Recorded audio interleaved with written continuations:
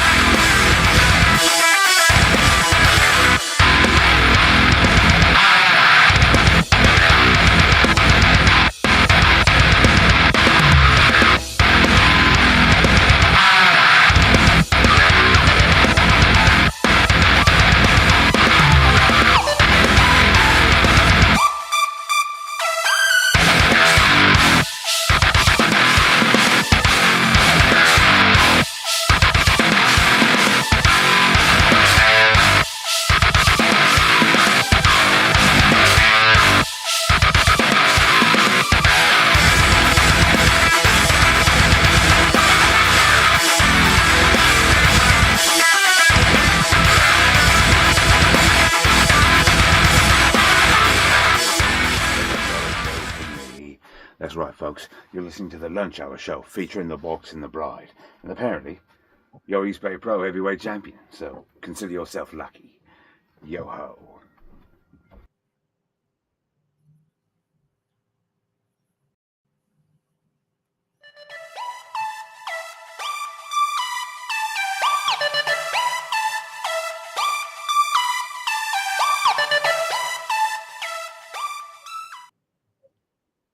Out there, ladies and gentlemen, it is Friday night. It is a great night to be drinking a nice cold beer in the still just short of 100-degree weather here in the lovely Central Valley of Los Banos, California. Our handsome, humble, heavyweight co-host duo. That is the Lunchbox. One word, capital L, capital B. Thank you very much. And once the boy goes to sleep, so we all know why you're here, and we know what you want to hang out for. So let's get to this. A couple of years ago, I was watching a local film by producer Paul Ragsdale by the name of Murder Size. And of course, if you haven't seen Murder Size, first of all, go look it up, man. I really highly recommend it. Paul and Angie doing great things out there. Murder Size / Charrette Party, another one that we will talk about later. But on the screen in this Jazzercising Girls is the lead. And I'm just enamored. I'm just like, whoa, who's this girl? By the name of Jessa Flux. And I'm just like, wow. So I follow, I follow her online. I start looking, and then I'm just like, wow, this girl does so many cool things. Well, guess what, guys? I got her. So, ladies and gentlemen, without much further pomp and I would like to introduce to you our guest, the content creator, the movie starlet, the hardest working woman in independent film today. Ladies and gentlemen, please join me in welcoming Jessa Jupiter Flux. Hello, how is everybody doing? I don't know why. Fantastic over here. Somebody say something like back to me. Well, I mean, you got me, and I'll talk to you all night because that's just kind of what I do around here. I am the Central Valley's biggest loudmouth. But once again, Jessa, thank you for joining. I appreciate you taking the time this evening. She was just as excited as I was to get you on the show. And of course, we got a 6-year-old that won't go to sleep. That's just how it is sometimes. Sometimes the best laid plans of my men always go. No, let's just jump right into it. As I not just a cute moniker, the hardest working woman in independent film today. Tell us about what you got going on right now. The condensed version, because of course I have an onslaught of questions for you. Well, whenever people ask me this, I'm like, oh my God, what do I have coming up? I'm filming 4 movies this month. I've already filmed one that I can't talk about really. And because it's a bigger project, I didn't do a big part. I'm not going to say that I did, but I had like a sort of like a walk-on extra role, but I got to work with some pretty cool people on it. And I was very pleased with that whole thing. I'm glad I did it. And then coming up, I'm doing Mr. Cream Jeans. It's an anthology, and I'm playing a lot lizard that is mute. And I kind of like mime everything, but I'm like a demon, maybe extraterrestrial, something or another, sort of like zombie lot lizard, a very lizardy. They wanted to lean into that whole thing. I'm really excited about it. That's a lot.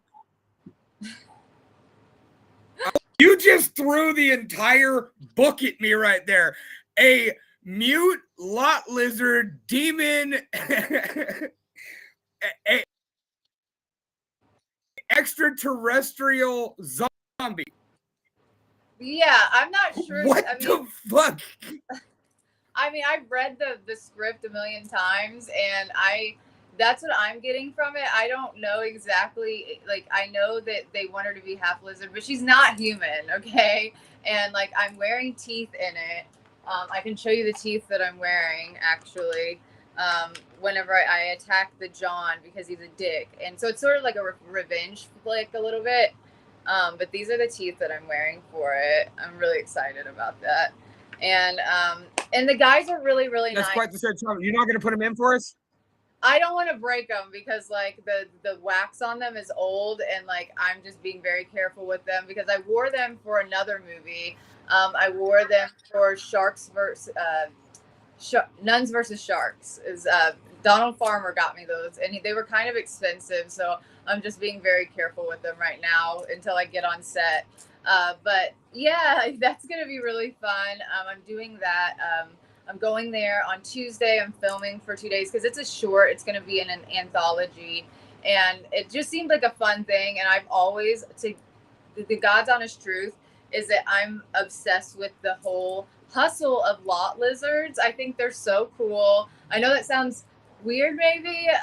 Maybe it's not. I don't know. Like, I'm a sex worker. So, like, you know, I do OnlyFans and all that stuff. And, like, I've always been like totally fascinated with these women that work these truck stops, right? Because it's like, it's kind of like a strip club because it's like, it's a not enclosed, but it's a place where, you know, there's going to be certain guys that are coming back on a regular basis. So you can develop regulars and, you know, you can go up in their cabins and their trucks and work for them and everything, and you probably develop relationships with these people. And I just wonder if these women, I just wonder how they are, you know, like I don't know, I just think they're probably pretty cool.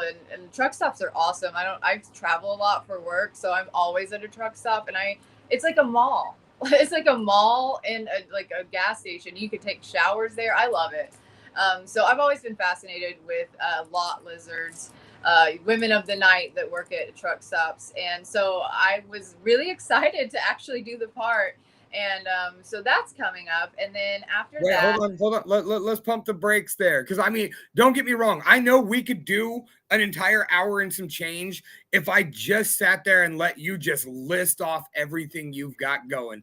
But I was just going to say what I have this month. I wasn't going to go forever. Don't worry. Well, I wanted to go ahead and break down the lot lizard thing and ask you a couple questions about that, being is, you know, you're such a truck stop fan. I mean, don't get me wrong. Like I said, I'm a follower of yours online. I know that you've got the OnlyFans going, the sex work. You know, you dance at your local club. It seems to be kind of an event when you come home to hit the stage. Yeah, it is. Like, you know, before I started doing acting and all of this stuff, I never had regulars at the club because I'm very like scattered about my work schedule, and I always have been even before I was an actress, because I've always done the online thing as well, so it's never been like my main source of income, so I'm not there on a regular basis, and you kind of have to be to like develop a list of regulars. But since I started acting, people will drive. Literally, I have a guy that drives like 3.5 hours every time that I work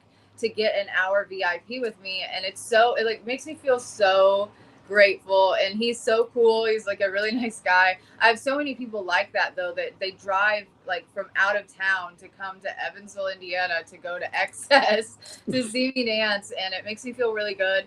And also, it's really helpful to me because that money, honestly, I use a lot of my stripper income for my dog. My dog's sitting right here. My dog sitter, because I'm gone. I noticed the fluff a second ago. I saw the fluff moving. That's him. I keep my garage door open. Otherwise, I would have a big white fluff right next to me. So, I mean, I get utilizing the dog to hang out with you while you're entertaining the masses out here. I'm like I said, I'm quite the dog lover myself. He's super cool, but so. Yeah, I have to pay his sitter in cash, and he can only go to one sitter because he's really particular and scary towards other people. So that's honestly why I dance. Like, I try to dance like once a month so I can afford his sitter. That's literally it. But yeah, so after I do Mr. Cream Jeans, the Lot Lizard story, I'm going. Real quick. One more thing on that, and then we can move forward.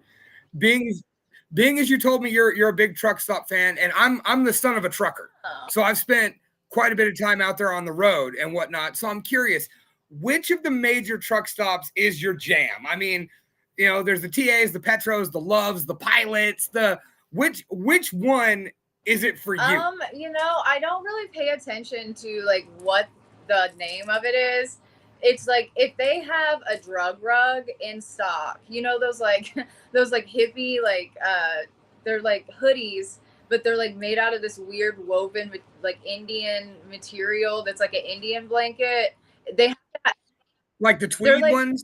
People call them drug rugs, but they're like people that are really stoners. They wear them. If they have a drug rugs in stock, like to wear, like that's my favorite. Like, I love it. Like, as soon as I see that, I'm like, I'm home. This is where I need to be.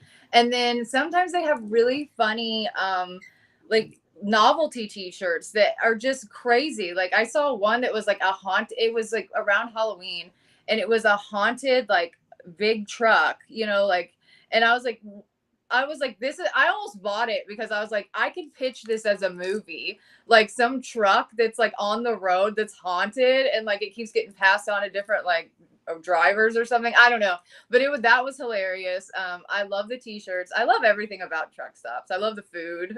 Like, so I don't have like a perfect like brand that I've like, oh, I see a Love's, I'm gonna pull off really fast or anything like that. But no, I like them all. I like them all. Well, I mean, I used to be really big on the Petros. Like, they used to have the best buffets when I was out there with my dad and whatnot. So, you know, like you said, the food is always, you know, important. Like, if they don't have a good food selection, of course, you know, out there on that side of the world, I'm sure you're pretty big on frequenting the Wawas and whatnot.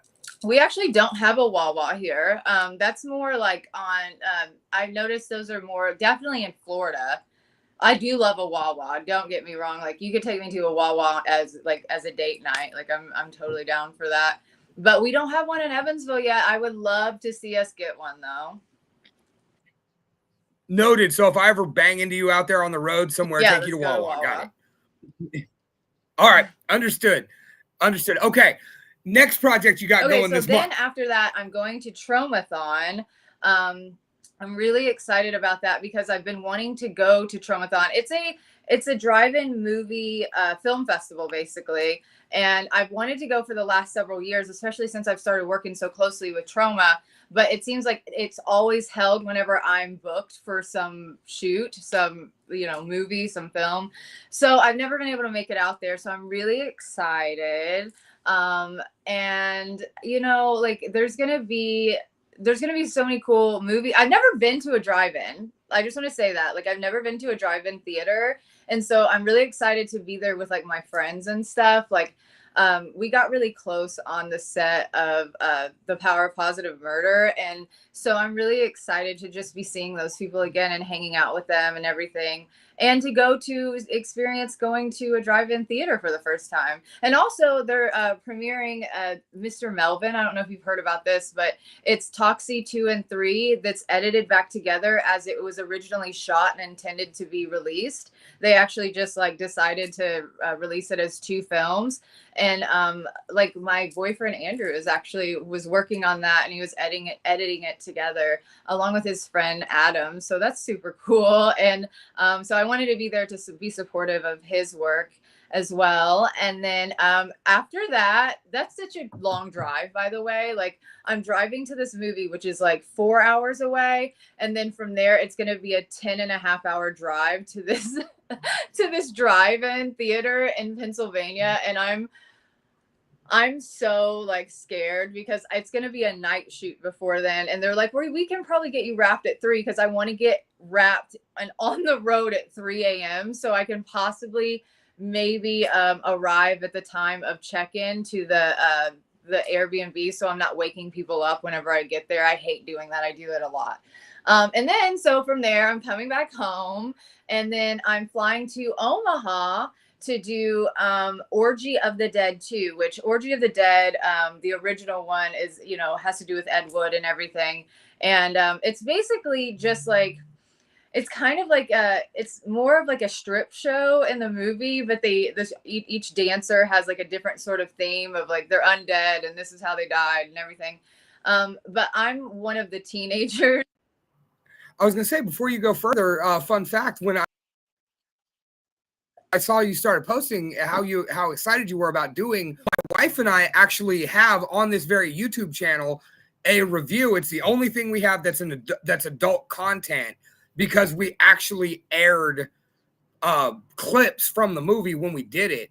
And I remember we actually sat and watched Orgy of the Dead, and it's a really cool show. It's kind of one of those things you're not ready for. That was when we first started really diving in to the quote unquote B horror movies, and so we started really checking in. And of course, you think Orgy of the Dead, you're thinking skin flick all day. And yes, but like you said, it's more of a strip show, almost a burlesque with a graveyard theme.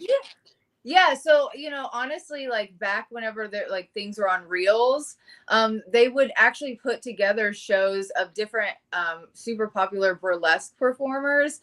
And I feel like, I don't know, but like I feel like the original Orgy of the Dead is sort of a reflection of those reels of those burlesque performers, but put sort of to given a story and Ed Wooded out, you know what I mean?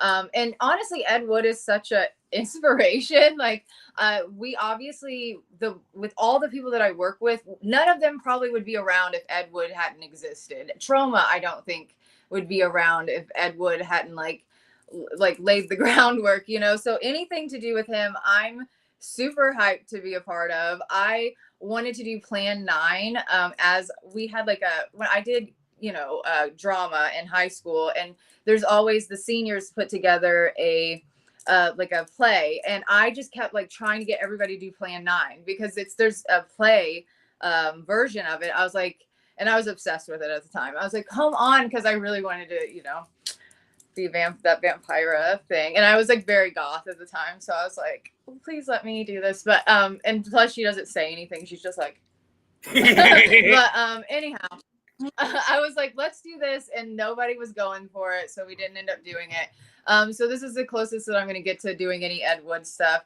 So I'm super excited about that. And then as soon as I get back, and then I'll stop, as soon as I get back, the 1st of next month, I'm headed to Gross Fest in Pittsburgh, and I'm driving there as well. So that's scary.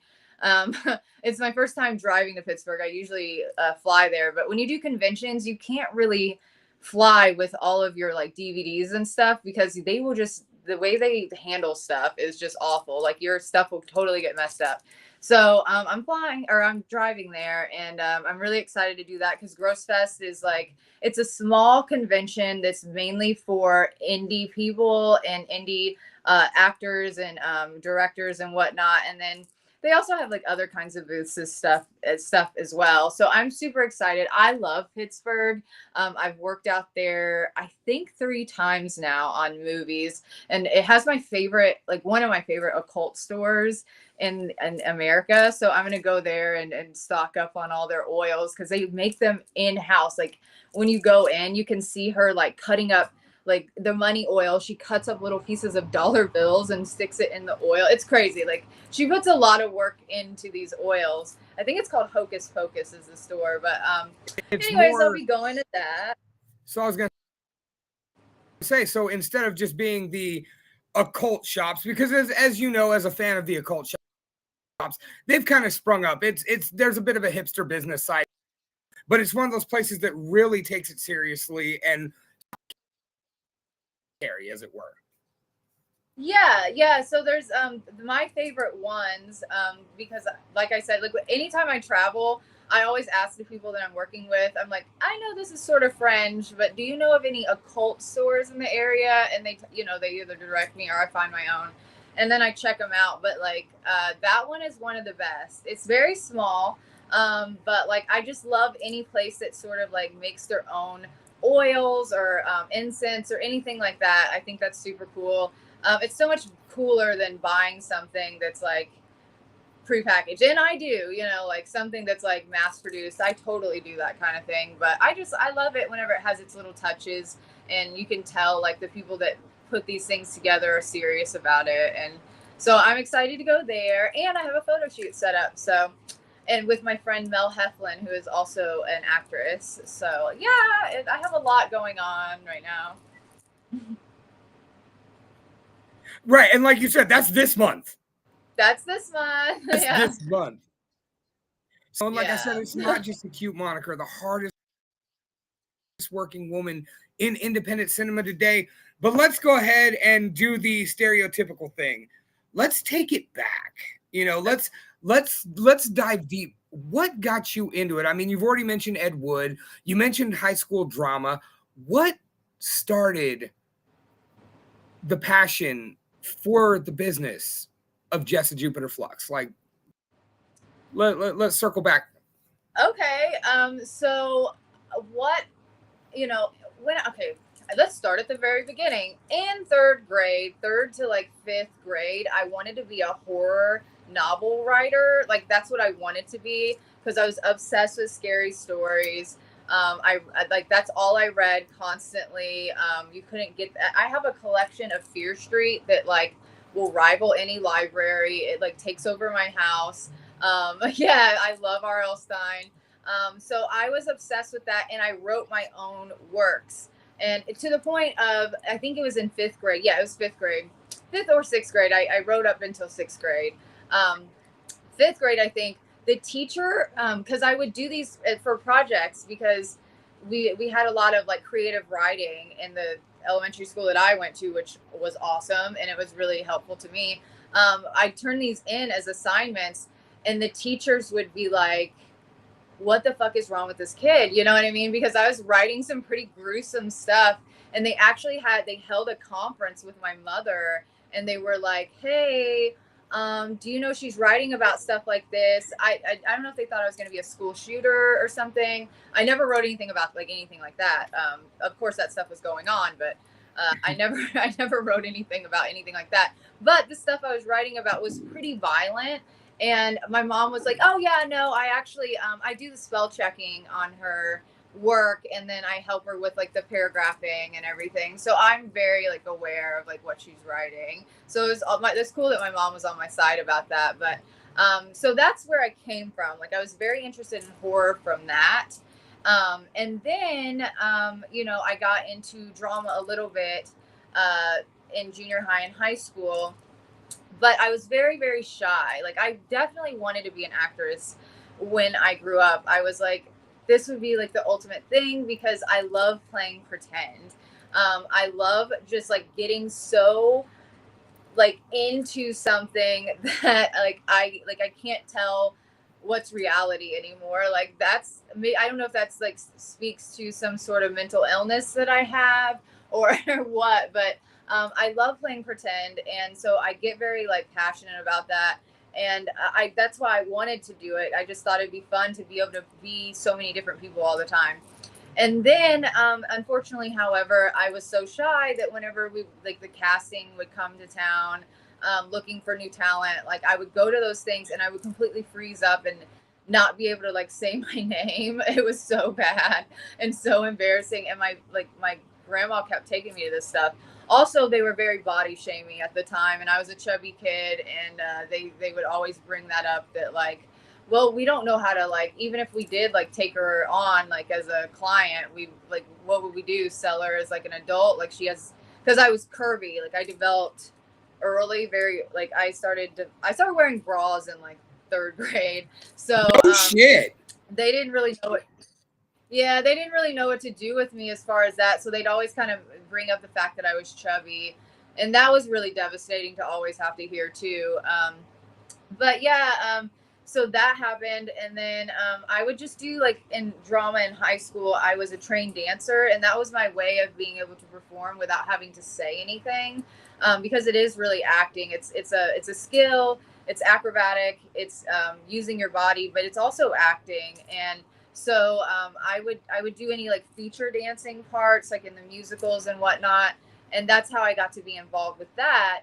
But my boyfriend in high school, I don't know how he got into it, but he all of a sudden got involved in interested in trauma, and he wanted to start making independent film.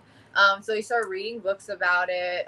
He would start showing me some of the classic trauma films. We'd like him and his friends and I would always get together and watch all these movies, these older movies, and we were super into it.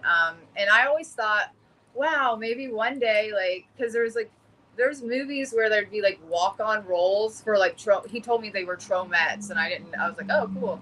I was like, well, maybe I'll get like this walk-on role as a tromette one day. Like, I'm like, how do I apply? He's like, well, they're in New York, so I don't know how you're gonna do that. And here I am. Like, I did it. But so that kind of got me interested in being involved in silly independent cinema, because I really like that kind of stuff. I'm also like a serious actress too. I'm constantly taking classes. I'm constantly reading books about acting and trying different ways to approach it. I think that some of the great teachers that we've had, like, you know, I could Uda Hagen and like, you know, I can't. This always happens. I can't even like. I'm reading so many books, but like all these amazing teachers that we've had through the eons of acting. I try to like draw different things from different techniques and theories on acting. Some of it's very fluffy and very silly to me because I'm like, oh my god, like we don't need to like think about like our grandmother's toe that we saw and really shocked us when we were 5 years old. Whenever we see this thing that really disgusts us, like on set, and we're supposed to have this sort of reaction, like that's a little bit reaching to me. But some of the stuff is actually helpful, and I just like to learn about different processes of anything. So I'm constantly looking into that. But yeah, I do a lot of silly cinema, and you know, but I also really enjoy doing serious stuff as well.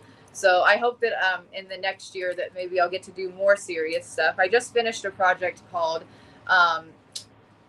Fatal Desires, and it's considered an erotic thriller, which is a type of movie that was very popular in the 80s and the 90s, and it's kind of serious. Like, I feel like Basic Instincts, Your Indecent Proposal, along that line. Okay, yeah, I'm familiar. Real quick, let me pump the yeah brakes on you. My God, like, no, like it truly is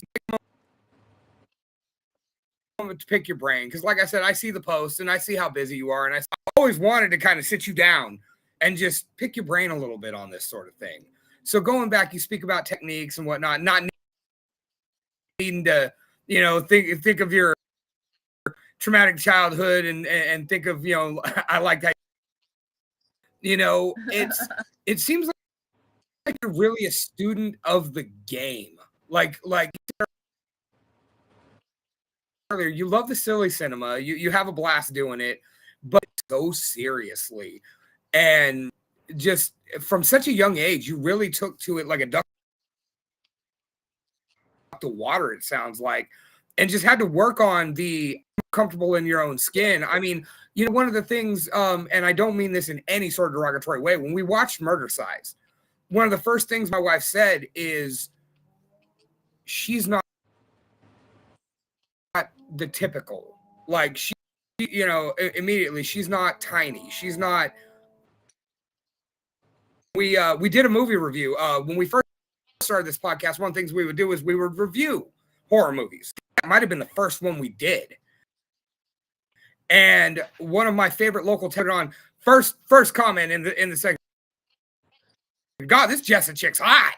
And I'm like, yeah, and so far she seems pretty interesting too. Like, and so I mean, the fact that you're there and you have slimmed down even since then, and you look in tremendous shape, you're getting real buff. It's, you seem to be inspiring more people to do what they want to do, and take their passion and run with it, and is that important to you to be a bit of an inspiration? I mean, from sex worker on multiple levels to actress to artist to, is that an important thing to you, to be the public figure, to give that influence to people, to unlock their own passion? Is that something that matters to you? Yes, it's started to be something that's very important to me. It wasn't something that I set out to do. I wasn't like, I want to get out there and inspire people.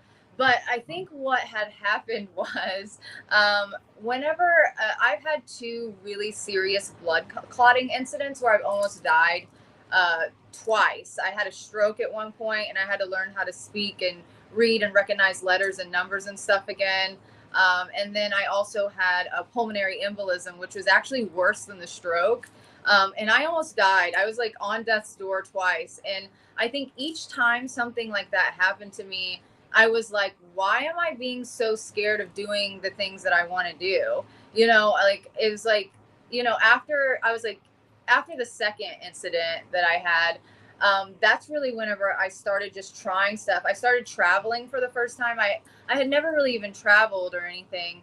And, I was just like, I wanted to go to like Twin Peaks Festival, which they don't have it anymore. But that was one of my first big trips. And I was so excited to do it. And we got to see all these locations and stuff that had to do with like things that were shot for Twin Peaks. And then I was like, why don't I do this more often? Like, what am I so afraid of? Like, yes, money is a factor in doing certain things, but also like, I'm not rich, you know what I mean? Like, I'm not super wealthy. I'm not wealthy at all. And I make things happen because they're important to me, and the experiences are so much more valuable than the regret. You know what I mean? So the thing is I think that a lot of people, especially with the arts, like acting and doing anything to do with like the arts, what holds them back is the fear of failure, sure, and then also not being perfect at it.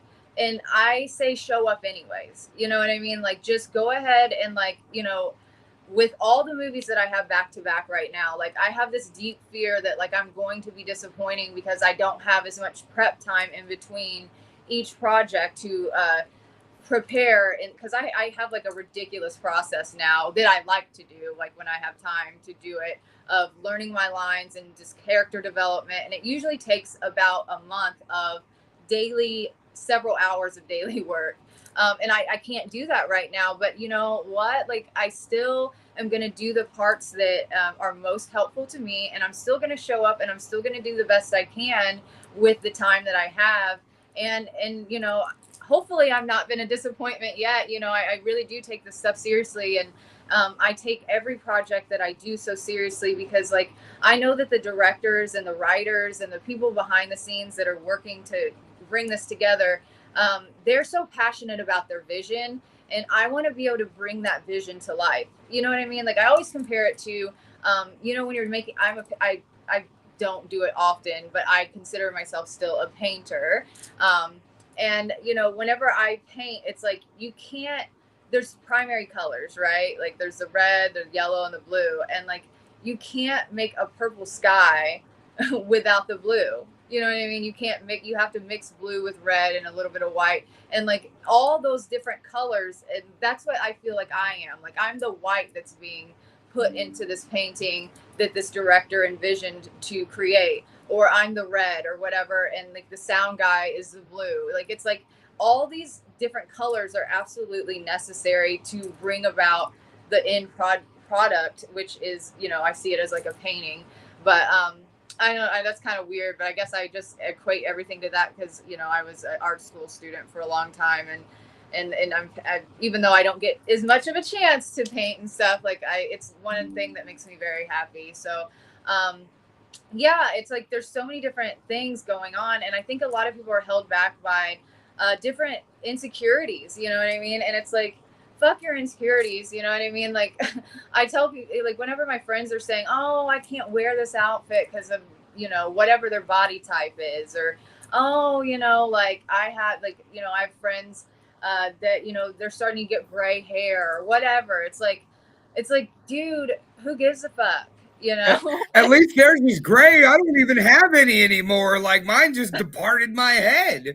Like, so, I mean, I used to have this luscious, beautiful, thick hair. And then about 9 months after my kid was born, I got my first haircut in a year. And, I had her do my side part.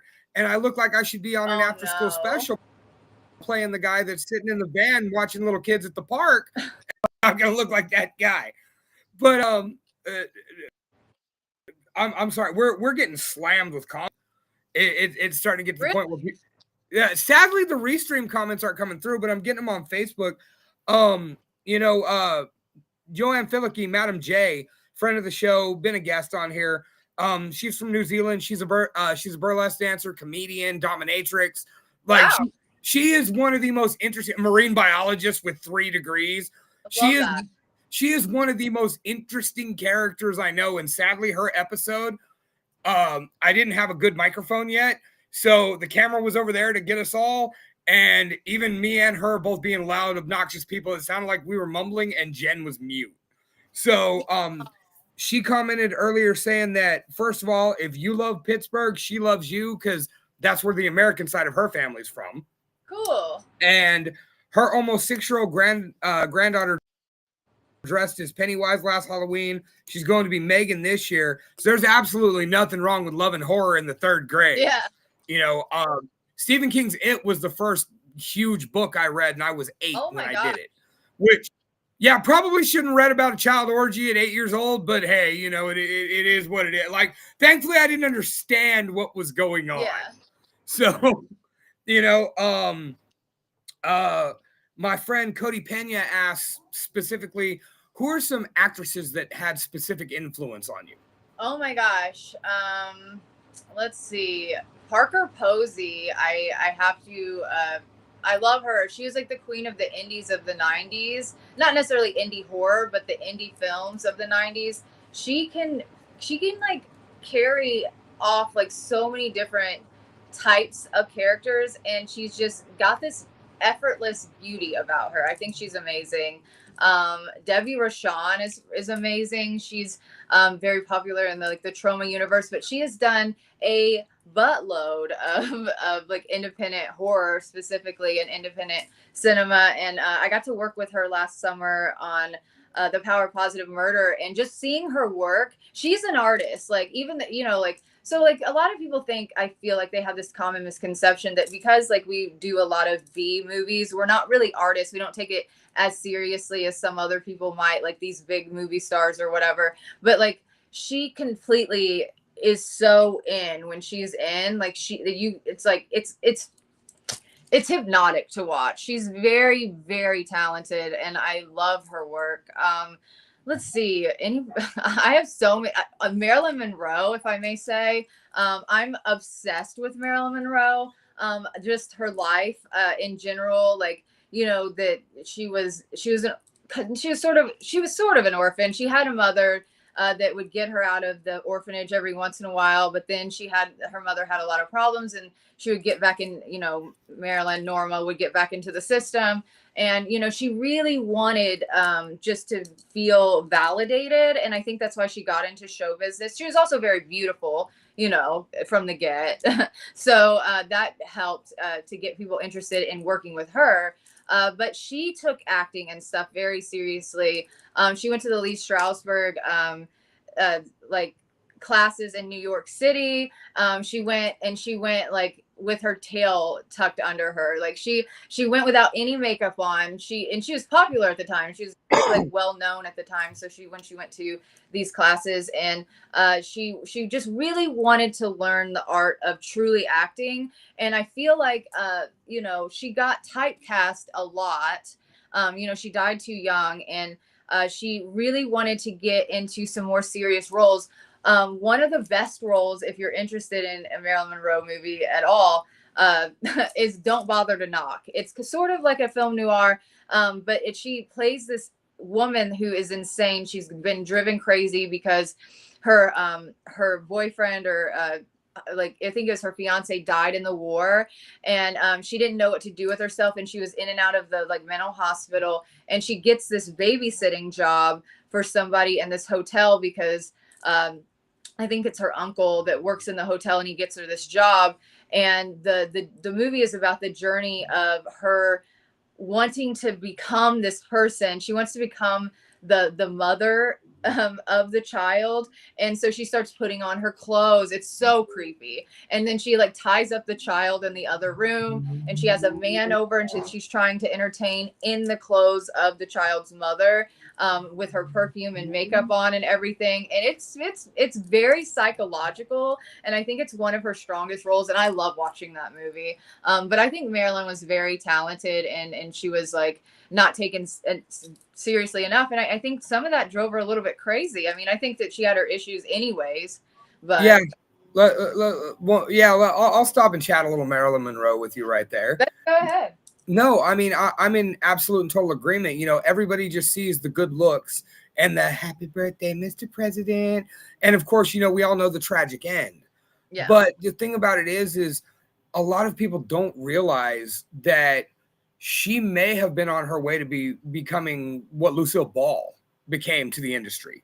Mm-hmm. Had she been able to stick around, had she not, had met that tragic end so quickly, because I mean, you could throw in every other factor. What really killed Marilyn Monroe was the stress, was the weight she put on herself.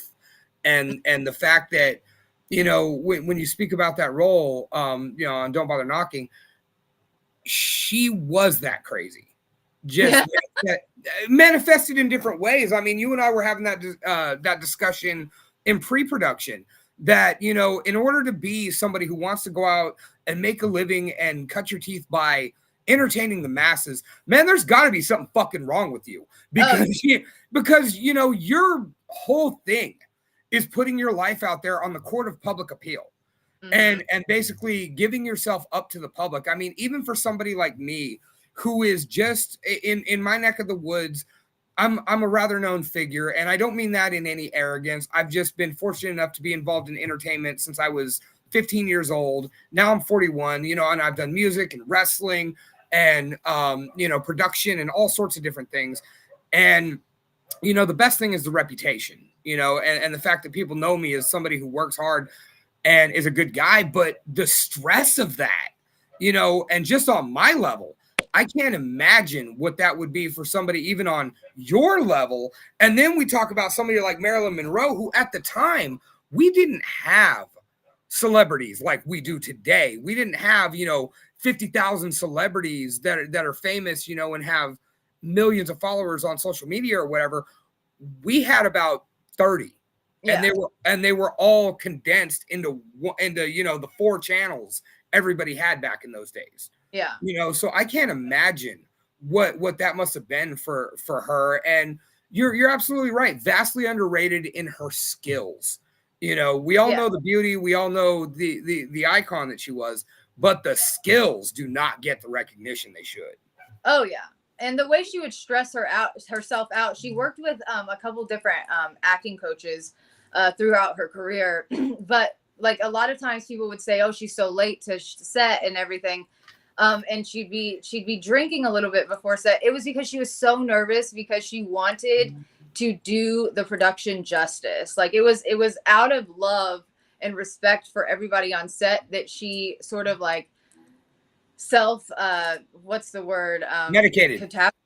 Yeah, she like, it was because she wanted to do so well that she was like self-sabotage, that's the word. She was self-sabotaging herself. But then they always would say in a lot of interviews that even though she would hold up production and take forever to get ready and just be having a complete meltdown before she showed up on set, when she got on set, it was perfect. Everything she did was perfect. There was not like a bunch of takes. It was amazing, the performance that she would put on. And so I don't know, I've always found her super inspiring, her story and everything, even before I was an actress, and now even more so. I just think she's super wonderful. So I would say, yeah, those ones. You know, as always, I ask you for an inch, you give me a mile, and I appreciate it. You know, it's, you know, the worst part about doing shows like this is sometimes you get those people who come on to do a show with you. You ask them, you know, so, you know, tell us a little bit about this, and they're like, oh, it's going good, and then they stare, and then they stare at you for 30 fucking seconds until you say something, you know, and you have just been, you know, I throw you a rope and you just drag it out there. I love it. I can't ask for better. Shit. I mean, I had questions locked and loaded. Hang on, let me go ahead. You know, something I've always been curious about. Why the fresh moniker of Jupiter? Like that's been something you've brought in since I've been following you. So why the addition of the middle name there? Well, I love that. I'm very like woo woo, I guess. I mean, can you tell? Like, I'm very like witchy. But I just love the energies of Jupiter. It's about like, it's about luck. It's about bringing home, like having stability. It's about like shining. It's about like putting yourself out there. It's the energies of Jupiter are something that I wanted to integrate into myself and into my work. And it was something I had thought about for a long time, adding into my name.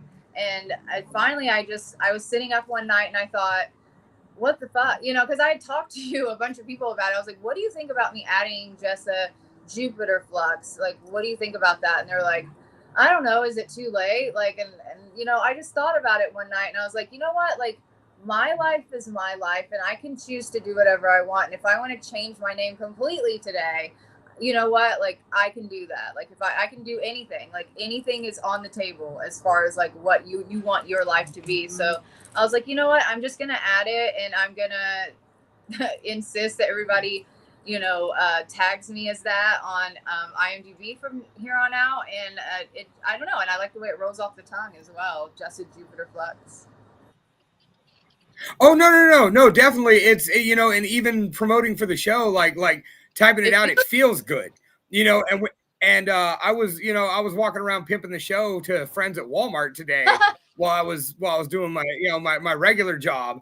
And because, you know, I work for a major beverage distributor and I run into all the other guys that do too. And even one of the managers that I have to ask for displays, I'm like, yo, give me your personal number so I can shoot you the YouTube link for this show. Why? Because I'm interviewing Jessa Jupiter Flux, and it just fired off, you know, just, you know, perfectly. And then even when I saved the, you know, the first flyer, I saved it as JJF, you know, because I'm like, no, that's how she wants to say it. That's how we're going to say it, you know. And but of course, you know, as somebody who has been following you for a bit, to see that just slide in there, you know, once again, there's always the curiosity of, you know. And I also feel like there's just been a change in the last year of my work, the way that I work, the demand that people have for me to be a part of their projects. I've taken a lot of classes in the last year, and I just feel like there's a metamorphosis that has like occurred. And I wanted the name to also reflect that, you know, like, everything that I've ever wanted pretty much has come true. Like I said, I sat around in high school watching those trauma movies thinking, oh gosh, it would be really cool to have like a walk-on role where I don't say anything as a traumette, you know, without like having like an actual role. And then I'm an actual star in a movie that Lloyd Kaufman directed. Is like it, you know, like seriously, like when I think about it, like I cry sometimes because I'm just like, this is like everything I ever wanted and it's happening. And it's like I made that happen. You know what I mean? Like nobody else made that happen for me. Like I manifested that shit. And so, you know, the way I've been feeling has been very confident lately. And I wanted my name to sort of reflect that as well. And I wanted a change to be able to like say, oh, like I've bloomed, I've blossomed into this creator and this artist that I'm very proud to be. And I guess that also signifies that as well. So, well, I mean, Jupiter being, you know, one of the old Greek gods, and you know, and I thought maybe that was it too. It's bigger. You know, Jupiter is, of course, the largest planet in our solar system. So I thought maybe that was it too, as far as the, you know, magnitude of what you're up to now. It's, you know, you went from somebody I saw in a couple things, and what was funny is I watched Shingles and didn't even realize that was you before I saw Murder Size. You know, because that was the foray into all the, you know, Tubi is the shit when it comes to, you know, and when you posted, you know, Sorority Babes last night, I was like, oh, fuck, I haven't watched that yet. You know, when I booked you, and what's funny, I had, you know, sent you the email about a week prior, and then I hurt myself. And so I was at the urgent care getting doctor's noted out for my back. And I'm literally laying there on the table. Or first I was in the waiting room and I commented on that post, hey, I sent you an email, you know, don't know if you saw it or not. And you're like, oh, hang on, I'll check it, you know? And so I'm literally laying there, like waiting for the doctor to come set me up for a CT scan. And you hit back and we're like, yeah, I'm available. You know, this is when I'm available. You know, here's my rate, you know, does that work for you? And I'm just like, sick, you know? So I'm over there laid up like this, getting ready to get taken back into scan. And it's just, you've done so much. And then when I scoped out your IMDb, and that's where I was going with this. So once you shook hands on a date, I was like, all right, I gotta watch all this bitch's movies. I failed miserably. Like with my heavy work schedule, I think I knocked out like 6. That means a lot that you watched 6 of them. I really do appreciate that, honestly. You know, it's really cool to have someone, and you know, because you worked with Paul Ragsdale, you know, I think of you a bit on the local kick, even though you're all the way over there. Because, you know, I'm very proud of where I come from. You know, I know you visited the Central Valley, and I'm sorry it's ugly down here. Every time I work with Paul, I feel like there's this weird magic that like surrounds that area. And every time I even look in the sky, I'm like, the sky is bigger here. Like, I don't know, there's just something weird and different about being in California that it just makes my heart sing. And also, have you been to that weird, okay, so it's like, it's not in Modesto. It's like, there's a weird diner that I went to there that's like a clown diner. Are you familiar with this? I am not like no, and I can't believe I am not, because like I'm a local yokel all day. No, tell me a little bit about this. I can't think of the name of it, like, and I can't use my phone because I'm using it to broadcast right now. But if you look it up, like local clown diner, I found it on TikTok because I follow different creators that they kind of visit weird little local areas. I love like Greasy Spoons and stuff like that. And when you walk in there, you are all of a sudden in the 1960s. It's so cool.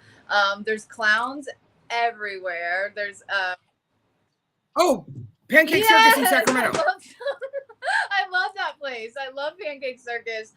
So I like to hit up that place whenever I'm there. Like, it's like the people, even like the people, they play 60s music. Like everything about that place is like old school, and it's pretty good food too. Like, and of course I love clowns. Like I'm getting into clowning. So that's definitely on the list. So since we're on the subject, like, no, that was something I thought was really cool, that you decided to go ahead and get into clowning and add your, JJF Yes. twist to it. So tell us a little bit about your foray into clowning recently. So there's so much. I just want to say this, like, I consider myself a clown now, but there's so much more that I want to learn. I want to learn juggling. I really want to get into puppetry. I have a lot of interest in that. I was in a puppet troupe in junior high, as a matter of fact.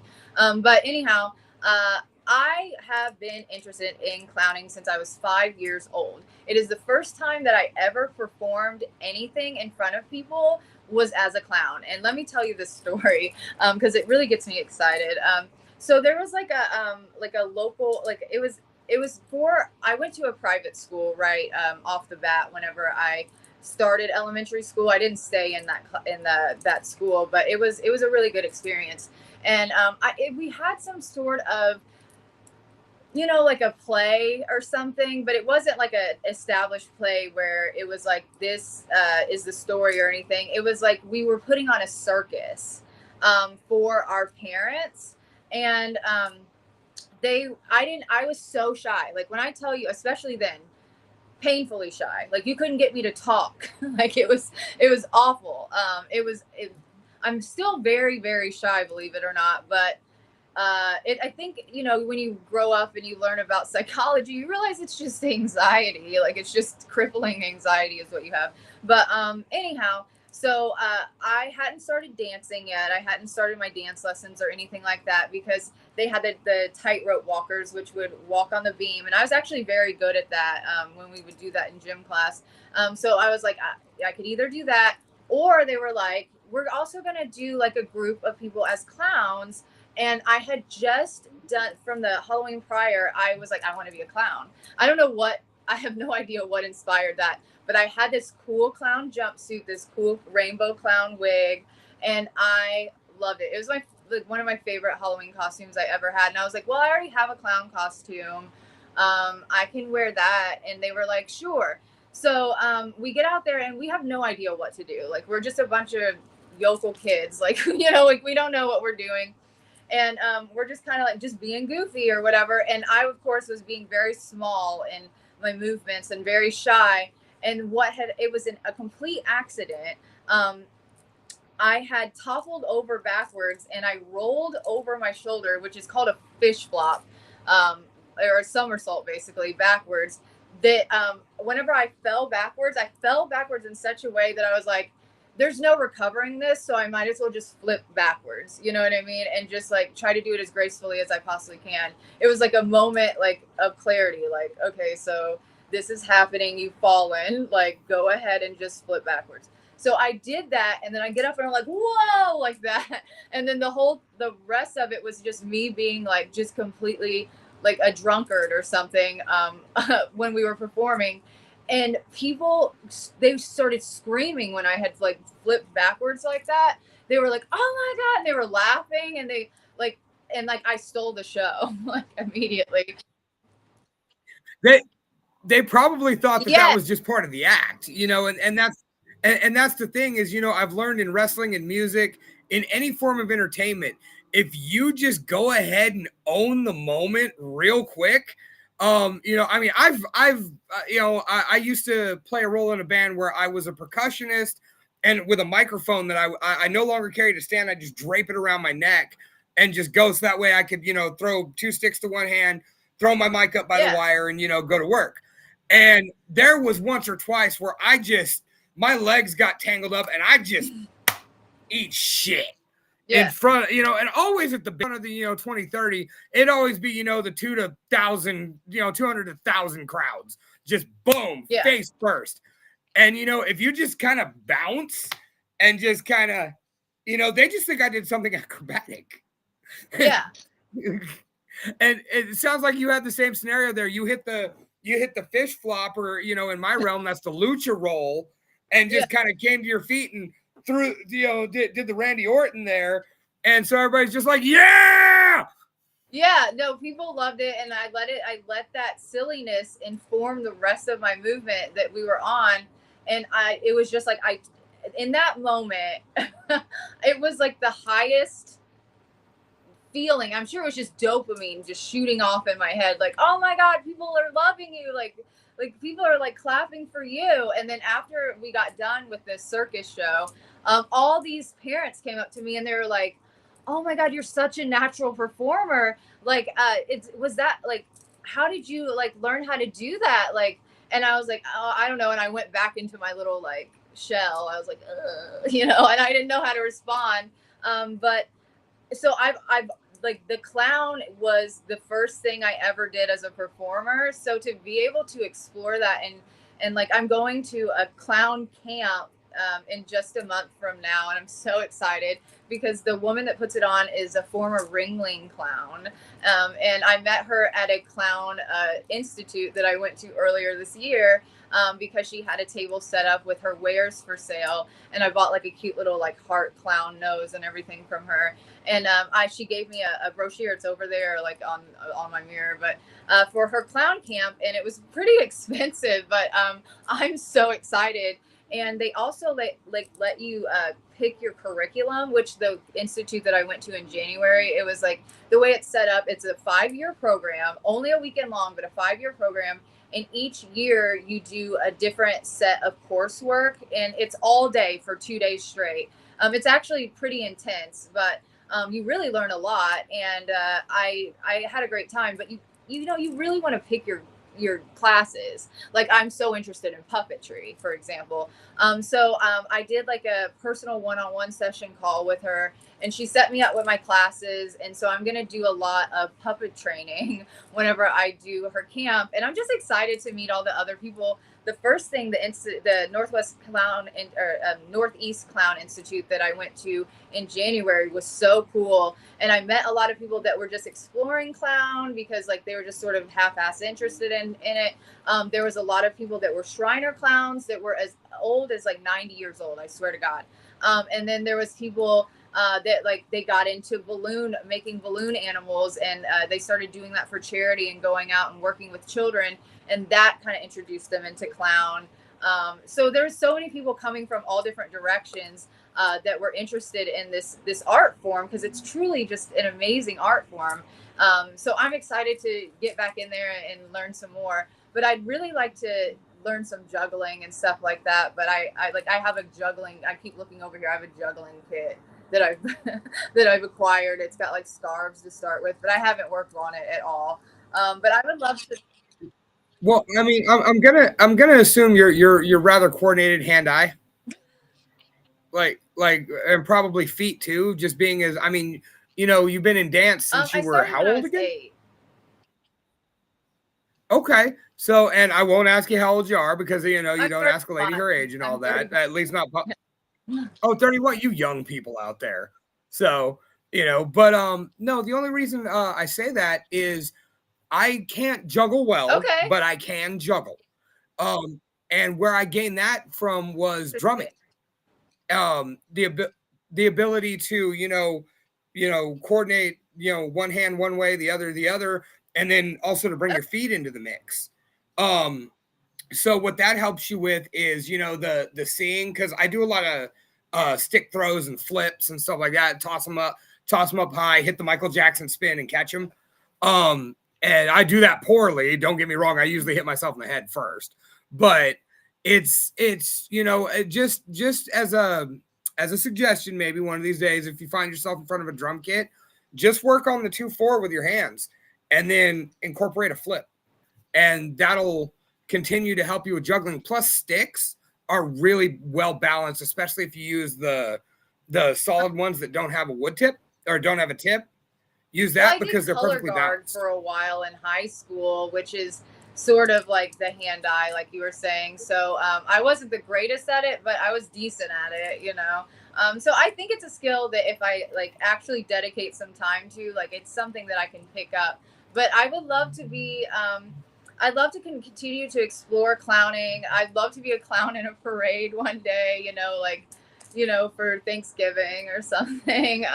I've gotten custom made clown costumes this year. I'm really excited about that. And, you know, I was on a Reddit group for clowning. That's actually kind of why I got banned from Reddit, and it was because I would post different things about my clowning, like going to the Northeast Clown Institute and this subreddit, and people were getting so mad at me because they were calling me a porn clown, and they were saying like that, you know, I was only on there to promote my adult work and stuff, and I've only done 2 photo shoots where I've incorporated a little bit of clown into the nudes or whatever, but that's not my that's not my objective. I'm not trying to be an adult performing clown, although there's nothing wrong with that. And if you know, if I end up making a little movie, honey, like, you know what I mean? I mean, yeah, well, yeah. What's wrong with that? I mean, you know, look. Exactly, but my objective was to learn the art of clowning and to enjoy it, and you know, to be able to use that experience, because every time I get a chance to perform, I do, because every time you perform, no matter what kind of performance it is, whether I started doing drag recently, which is basically like lip syncing and pretending to be someone else and having a great time. I also do stand up. Anytime I get any type of like opportunity to perform, I take it, because it makes me, I feel like a better actress in the long run. Like the more comfortable I can get in front of people doing a thing, the better it is for my acting career. So I feel like clowning can also inform my acting as well. But yeah, all these people in there, they got so mad, and they kept like flagging all of my posts, and none of them were like sexy in nature at all. Because like my clown costumes that I have are all very like fully clothed. They're very goofy, oversized, like fun outfits. So I don't know what their deal was, but I got enough flags that Reddit banned me, and now I can't get back on there. It sucks, because it was really helping me out with like my not in that group, but in other groups, to promote my OnlyFans. And honestly, ever since I've been off of there, my traffic has just plummeted. So if anybody out there is hearing this and knows anybody at Reddit, because every time you try to make like a report, it just gets lost in a bunch of AI, responders. It's not real people that you're talking to. And everybody has told me that it's like I'm in a spam filter, basically. I've been reported as spam too many times. And I know it was those clown assholes. I know I know it was them, because they were every time I'd post anything, they would be assholes on my post. If anybody knows anybody at Reddit and can help me to get my account back, I would love you forever. Hey, get out there and save Just Jupiter Flux on Reddit, okay? Like, come on, let's get it in motion, Lunch Hour team.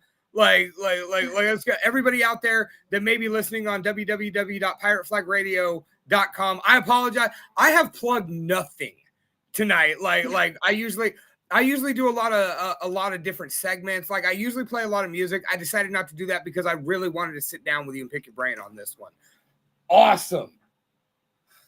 So my co-host has finally gotten to join us. Oh, yay! Ladies and gentlemen, I would like to finally I would finally like to welcome to the show my magnanimous mother of my mad monk of a child, with her massive memories and muttering. I had this all worked out earlier, and then me and Jess have just been going to war here. Ladies and gentlemen, Jessa Flux. Jessa Flux. Hello, this Jen. Is my beautiful It's so wife, nice Jen. to meet you. Hello. Nice to meet you. So, like we said, we couldn't get Wolfie to go to sleep earlier. Here, let me back the camera up a little bit so we can all be on it. I'm like sinking into this couch right now. So much shorter. I will fill you in post-production, because oh my God, we have run the gamut, and we could go. Like this could be the longest show in Lunch Hour history by a mile. Like easily. And you just came in where we were talking about how she got kicked off of Reddit because there are a bunch of jerks that thought that just because she was going into clowning and just because she's a sexy actress that she was trying to combine the two, and so they flagged her on Reddit and got her kicked off. It's those clown communities. They're very like gatekeeping, And there are people that go into those subreddits and they're just doing clowning for their sex work, and that's fine too. But they were being mean to me, and I was like, that's not even what I'm trying to do here. Like, I'm just trying to just interact with other clown people and learn like what their process is. I was asking a lot of makeup questions because I was having a hard time figuring out my white base for a while. I've got it down now. But I was having a really hard time figuring that out. So a lot of times I was just like, so what do you use for your white foundation? That's literally what my interactions were on there. But people would always say really nasty, negative things. And I know that they were flagging me, and that's how I got into the spam filter on Reddit. So yeah, if anybody knows anybody on Reddit, like, please, let's talk. I want to get my Reddit back. Like she said, when she puts in the complaint, basically they've explained to her that it's an AI spam filter, so there's no real people there. So we put it out there in the universe. Everybody on Pirate Flag Radio, we're trying to, whoever may be listening out there that's got a Reddit connection, we're trying to say Jessa Jupiter Flux is Reddit. All right, so being as we're on the subject of clowning, there's a common interest that you, I, and Jen all share that you wouldn't have guessed. So I've noticed that you are a juggalette. Yeah. So we're actually we were hardcore. I mean, with age, it's kind of fallen out a little bit. But we've seen Twisted, I want to say 14, 15 times together. And ICP probably about the same. That's amazing. So, I mean, tell us a little bit about how that came to be, because there are not a lot of people that'll scream Juggalo very loud, and certainly not in the public realm. Okay, so when I first heard ICP, like in high school or whatever, somebody played it for me. I was like, this is fucking awesome, right? And I started to kind of see the kind of fandom that they had, and I started being very judgy about it, and I was kind of embarrassed of my interest in ICP, and which was so dumb. It was so silly, and like I hate that I took that stance on it for such a long time. And then I started kind of watching all these mini documentaries about The Gathering. And it made me so interested, because it was like, this really legitimately seems like a bunch of deadheads that are wearing clown makeup and jamming out to, clown rap or whatever. It seemed like they're very hippie-ish. And I come from like a very hippie-ish background. So I was like, I don't know, like everything about it just got me so hyped. So I was watching everything I could find on The Gathering. And then I don't know, like, whenever you put something out there in the universe somehow by just being interested in something. Well, a band, like a rap group, contacted me and asked me to be a go-go girl for their sets at The Gathering when it was in Indiana here. I think they were just looking for maybe some local dancers, some local hot girls to, just be a part of their crew and everything. And I was so in.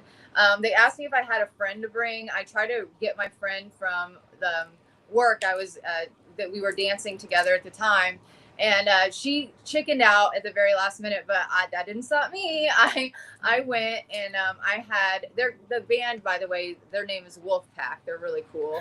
No, we've seen Wolfpack. Okay, cool. We actually saw Wolfpack back in 03, 04 in Reno, and they opened up was that Dark Lotus? It might have been. I think it was. I think it might have been one of the last real Dark Lotus tours. No, because ABK was already in it. So, but yeah, it was one of the last Dark Lotus tours, definitely before the ICP and Twisted split. So yeah, no, Wolfpack's dope. Yeah, so they asked me to be a part of it, and and I was like, it can get me in for free. And, they offered to let me stay in their hotel room, because I do not camp. I'm absolutely not a camper. And I was like, absolutely, like everything about this sounds great. So I did it. And what I found was family. Like, it's like as cheesy as it sounds and as goofy as it sounds, I was so welcomed into the clan that was, the group, the entourage of Wolfpack. we would hang out and we drink all day, and I dance, for their performances. And I just had such a beautiful experience. I felt really cared for. Like I never, I've been to other music festivals, and I feel like men are kind of aggressive. They're like dancing on you. They're being like grabbing onto you and stuff. Never have I ever been to anything that is Juggalo related where people are assholes to me. Like that, it's like never happened where I've been disrespected. Of course, yes, they're shooting guns off with piss in it sometimes. I mean, you're gonna have what you're gonna have, but but in general, like I just feel like everybody is so welcoming. Like everybody is so welcoming. I would ride around in the golf cart that we had for Wolfpack. The guy that was like operating that, he'd be like, "Do you just want to ride around with me?" And I'm like, "Yeah." So I'd ride around with him, and like I didn't have any drinks on me. I didn't have any weed for myself, and like everybody was just so like giving. Like they would just like share anything with me, and I had like such a warm experience.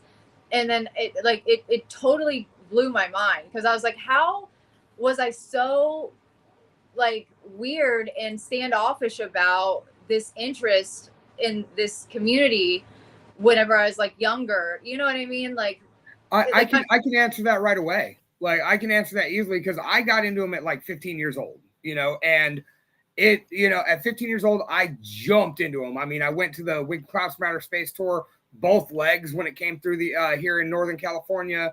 And I was loud and proud, but also very quickly I realized, when somebody's like, "Oh, I fucking hate ICP," it's kind of like, I get it. Like, I mean, I love them, but I get it. And it's, they sing a lot about it, about being the outcast, the scrub, the looked down upon, the ones that don't know how to act or not do the societal norm. And, those people, it doesn't matter. There's going to be a little bit of shunning. Of course, in the last few years, nobody cares what anybody does. That's the thing, is that like what my experience was, and I'm trying to think of what year that was that I danced for Wolfpack. I believe it was like 2018. I don't know. They were in Indiana one year, in Bedford, Indiana. If you look that up, that's the year that I was introduced to going to the gathering. But anyhow, it was like there was so many people from different walks of life. Like you could be a stripper, you could be a doctor, you could be anybody that does anything in their regular life. And it was because, I think because of that whole like outcast mentality, that they're just like, come on in here. You know what I mean? Like, come on in here and be a part of us. And it just gave me such a good feeling. And I felt very like cared for and safe. And I went back to the gathering, not this past year because I was on set for a trauma film, but the one before that with my friend who I met on another movie set. And we just got to talking about Juggalo stuff. And she's like, "Oh, well, I'm going to the gathering this year." And I'm like, "Well, can I come?" And like, that's how we made friends. And now we're very close friends. But like when I went back, it was several years apart, right? And there's people that were coming up to me and they're like, "Oh my God, like, how are you doing?" Like people like they remember you, like, and they're just like, "Well, this is what's going on in my life." And like, you know what I mean? And you can like, it's just like, it really truly is very family like. And people joke about that, like the family or whatever, like they joke about it, but it's not untrue. It's one of the greatest feelings post show, when that giant family chant hits, and no matter how big or small the crowd is that day, like you just feel so warm and fuzzy. It's one of those moments that gives you that chill in your fingertips, that shiver up your spine, that moment where, I mean, like you said, people remember you. Me and Jen went to a JCW event in Reno, and I can still tell you exactly. We met a guy named, and this was 20 years ago, by the name of Waniac, the Juggalo Maniac. And it was so awesome. And, every time, like, we get excited about anything for the 2 hours we were standing out front drinking and smoking, like, if we seemed excitable about something, he'd come busting in. "What's the problem? How can I help?" What to go charging across the street at whoever, just because we're supposed to be family here, and he thought we were upset about something over there. So he was going to go handle it because we had that title of family. And that is kind of the thing. You know, I see a Hatchet Man tattoo and I throw a whoop whoop. And, you know, all of a sudden I've got a friend. Like someone will want to hang out with me. Someone will want to talk to me. Someone will want to do something for me if they can. You know, just all because of that tattoo and that one word repeated 2 times. You know, it's crazy. The music's fun too. Like I'd like to throw that in there. I'm really ate up about Ouija Mac. Like I think he's like I don't know. He might be my soulmate. But you know, we'll see. Ouija Mac, if you're out there, you know, make the phone call. No, I got like tickets to, because he came to Evansville, and my friend who loves him as well, she's been following him because the first introduction to him was the first gathering that I went to. He was performing at the tent beside the Wolfpack tent, and I was just like, I'm like, who the fuck is this cool guy? And anyways, so she was obsessed with him, so I was like, I'll buy us tickets to go to the show in Evansville. And so then we were on a movie set, and we were playing girls that both have like an OnlyFans, and we're also kind of like girlfriends and stuff. And there was a line where it's like, remember when I got you for your birthday? I got you tickets to, and then in the line it was just some random fake band, and I was like, the Ouija Mac show, and I just threw it in there, and she's like, yeah, like. And it was so fun, and I don't know if you'll ever see that, but it's like, it tickles me that it got added to Nuns versus Sharks. Is that on? No, it's right not. Now? It's not out yet, but it is finished. It's just like, you know, I don't know if people know this, but whenever you do independent cinema, especially if there's a distributor, you get put into a queue, and then you get released in the order of things that they find most or least important. So I'm still waiting on that release, but honestly, we just filmed it like in December, and then they just went back in the springtime and filmed the other half of it. So it's, you know, it'll probably be a while before that comes out, but it's by the director Donald Farmer, and he's really fun to work with, and he's honestly what really gave me my big break. So familiar with Donald Farmer, actually, and me and him have a mutual friend in Joral Diaz down there through wrestling. I don't know if you've got to work with him yet. I know he's filming something currently. Who with is Donald it? Farmer. His name's Joral Jacob Diaz. He goes by the moniker of Enoch the Enlightened. We actually call wrestling shows. Oh no, I'm not familiar with him, but awesome. I've met so many wrestlers on these sets of this type of work that I do. There's one that I specifically got very close to. Are you familiar? I'm trying to, like, I don't know why, like, I'm having a blank because he passed away a couple years ago, but he was super Josephus. Are you familiar with Josephus at all? I know who he is. I didn't know much about him, but I do know who he was, because once again, just like any other form of entertainment, we're a tight-knit community. So even if we don't know each other, we know who each other are. He was from Nashville, and we did a couple of scenes for a couple of Donald Farmer movies, and we like tried to date, and it just didn't really work out. So we just ended up being really good friends. But he was so cool, and he's actually the reason why I started taking acting seriously, because he came over, he's sitting on this couch that we're on right now, and he spent a weekend with me, and I remember him talking about, like, he was a professor, he wrestled, he was slowly getting out of that though, and he was a professor of music at a college, and he was like, you know, I would really like to be a full-time actor. And I was like, really? Like, do you think that that's even possible? Like, he's like, absolutely. He's like, I accidentally got into wrestling. It was totally because him and his brother were going to do a documentary on wrestling. And so he took some wrestling jobs just to get some insider information. And then he ended up getting a following, and people liked him. So he did that Josephus. And then he had like another persona that I wasn't super familiar with. It was like question mark or something. I'm not really familiar. I don't remember what his other persona was per se, but he ended up doing a lot with the wrestling community. And so he's like, yeah, you can basically do anything you want. Like whenever he went to college for music, for example, he had no musical training whatsoever. He signed up for music classes in college. He got accepted. He read a book about music and then just went and became a musician. And just learned like the theory of music. He just read one book, and the only experience he had before that was singing in church choirs. So he was such an interesting person. And when he said that, I was like, wow, like this person wants to like take on acting full time. He's like, yeah, it's totally doable. And when he passed away suddenly, it was a total devastation.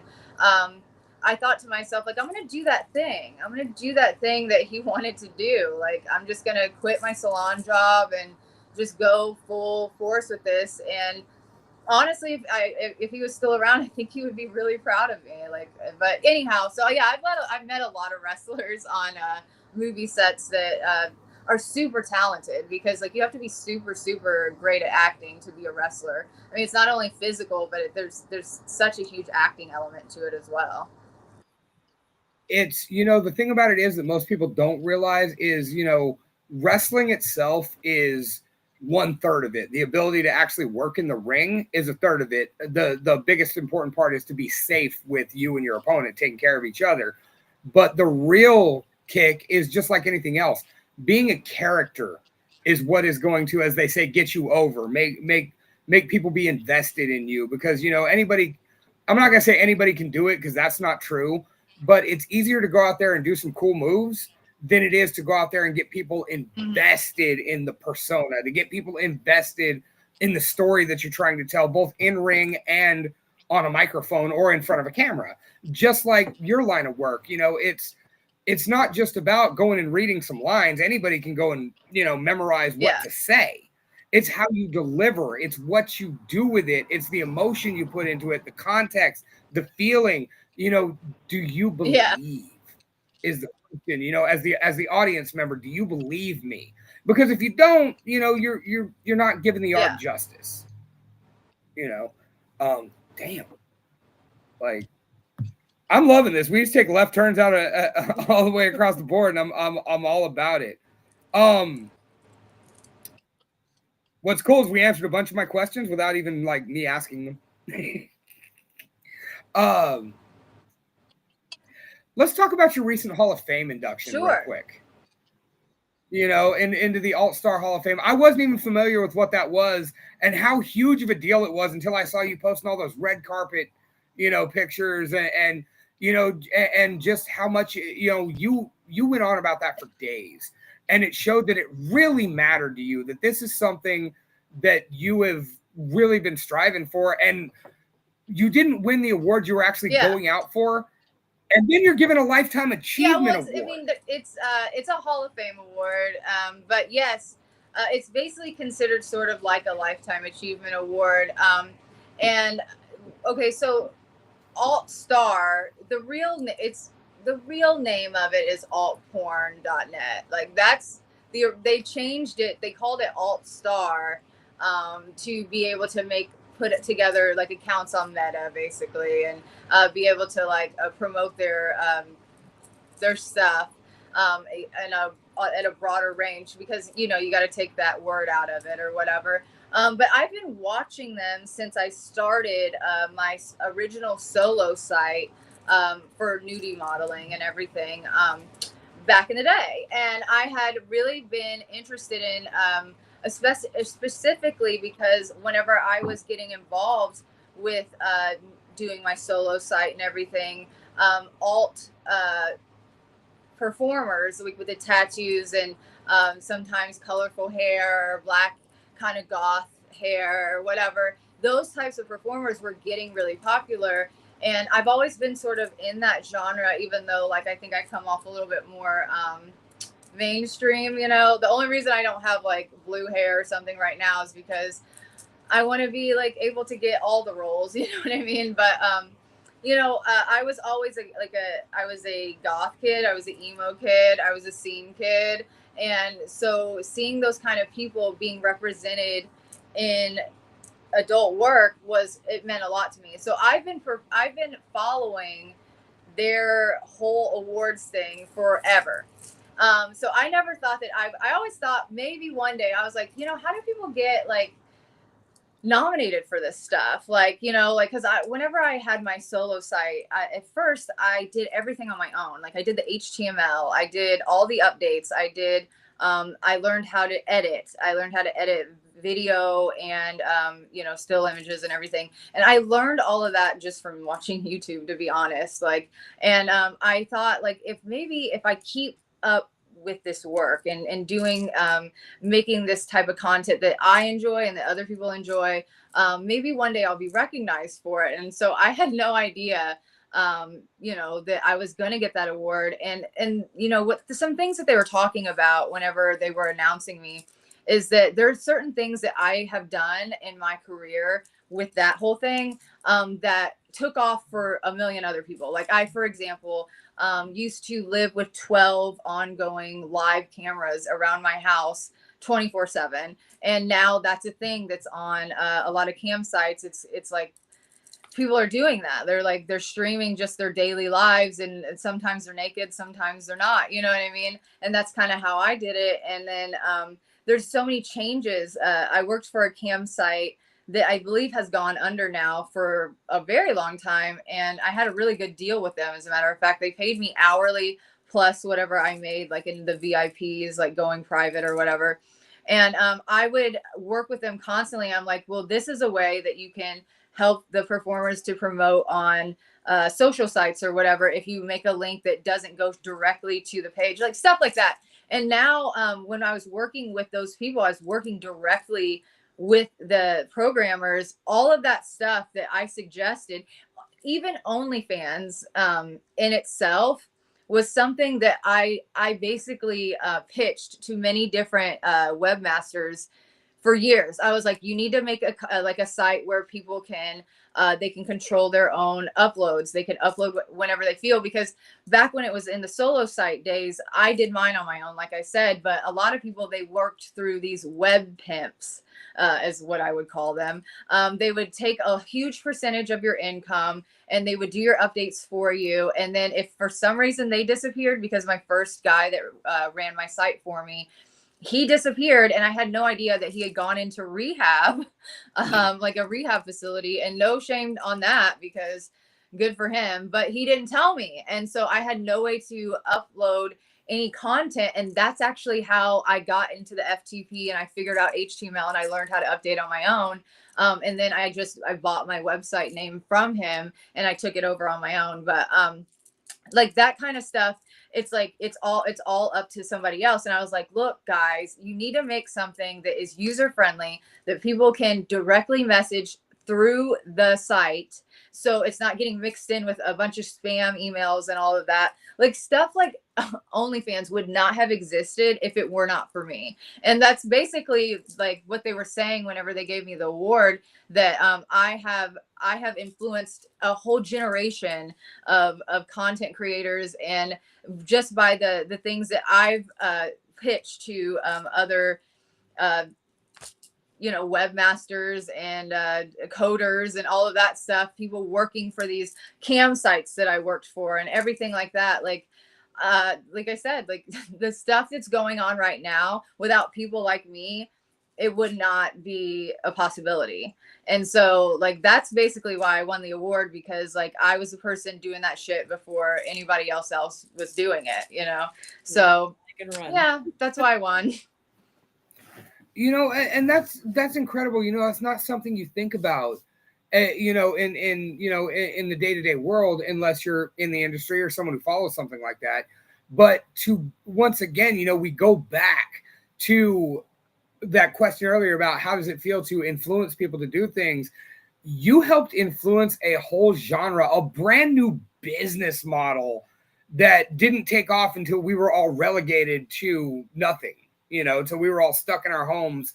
I was one of the essential workers. So, I switched roles in that to be out in the public more, but not everybody had that option, and that's when that became something huge. And you were already ahead of the curve. Right. And honestly, I didn't have an OnlyFans until 2020 because I was slowly starting to get away from that work because I had gotten all this training. I went to a professional school. I got my cosmetology license, my aesthetics license, and also I went to school for massage therapy. And so I was starting to work in salons and spas, and I was scared that if I would continue that work, that it was going to hinder me in getting jobs because I do live in the Bible Belt and people are assholes. And especially when you're doing massage, if you do any kind of other sexy type work, they might think that you're also going to be doing that within the massage space, which is not, that's not the case, like, but yeah, so I even had a teacher whenever I got into aesthetics.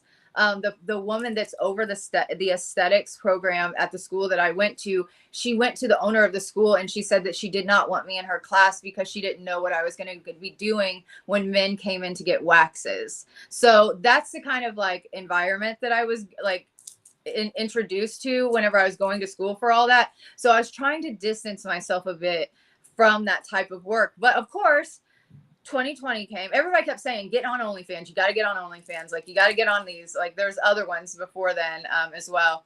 And I was like, no,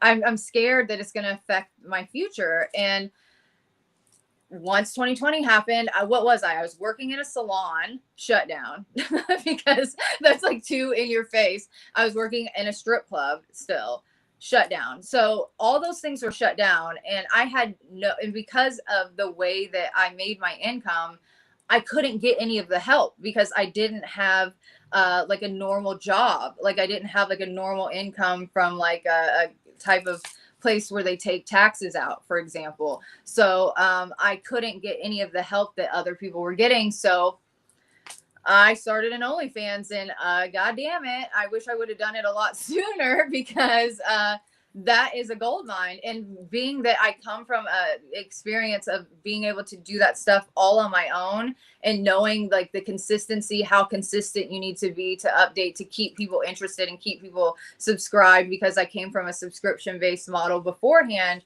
All of that informed the way that I run my business over there now, and I'm very successful at it. And like I'm so grateful to them. Please don't ever kick us off, OnlyFans. We love you.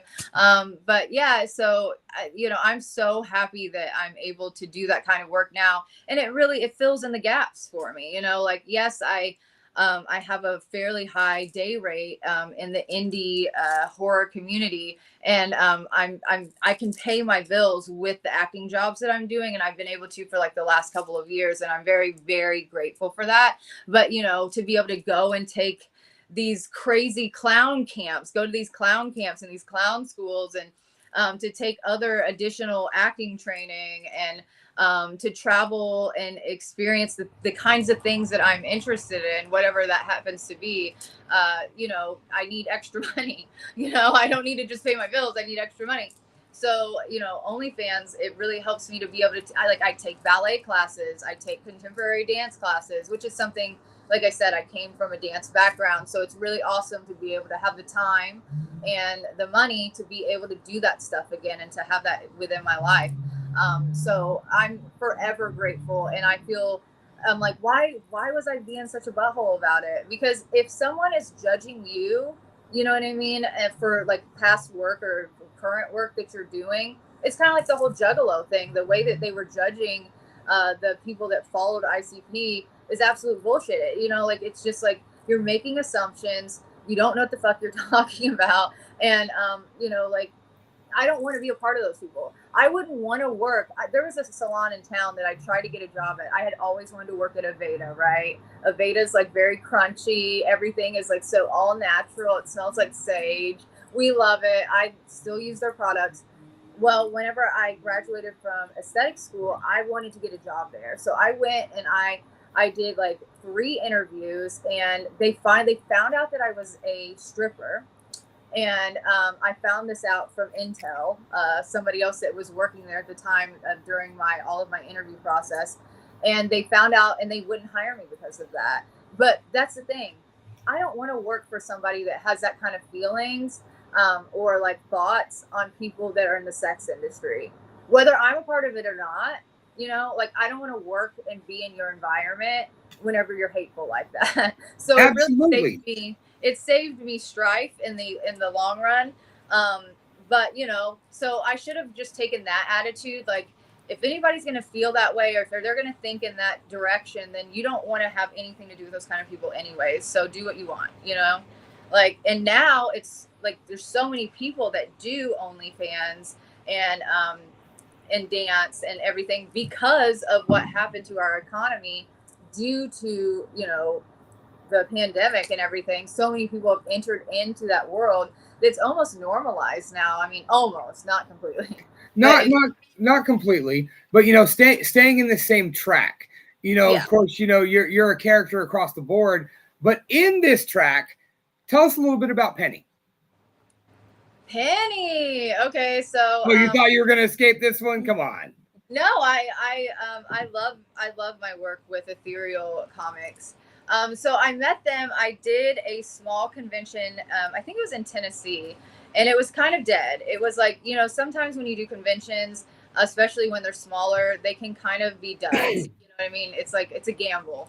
You don't know what kind of money you're going to make when you do a convention, and it was very slow in there. And when it gets slow in smaller conventions, a lot of the people that are presenting, the stars, the people that are selling stuff, we all start just like going to each other's table and talking. Like we just start like getting to know each other, and because there's nothing else to do. And they were set up and they were selling their comics, and they came over and talked to me, and they were just like, you look like this character that we do. We would love it if you would do some shoots as her sometimes, and we'll pay you, and we'll put some of the photos that you do on the covers, and we'll sell those as like with an upcharge or whatever, depending on whether I'm like clothed or not, because they're what I consider titty comics.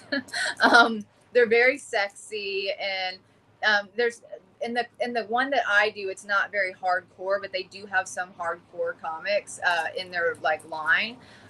But like I was totally in. I was like, yes, I've always wanted to portray a character. I dabbled in cosplaying before. I love that this is a more indie character, so it's not like anything specific. Like it's not like Harley Quinn or something like that. Like I can really actually represent this character and feel comfortable with it, and also not get sued because that is important. Yeah.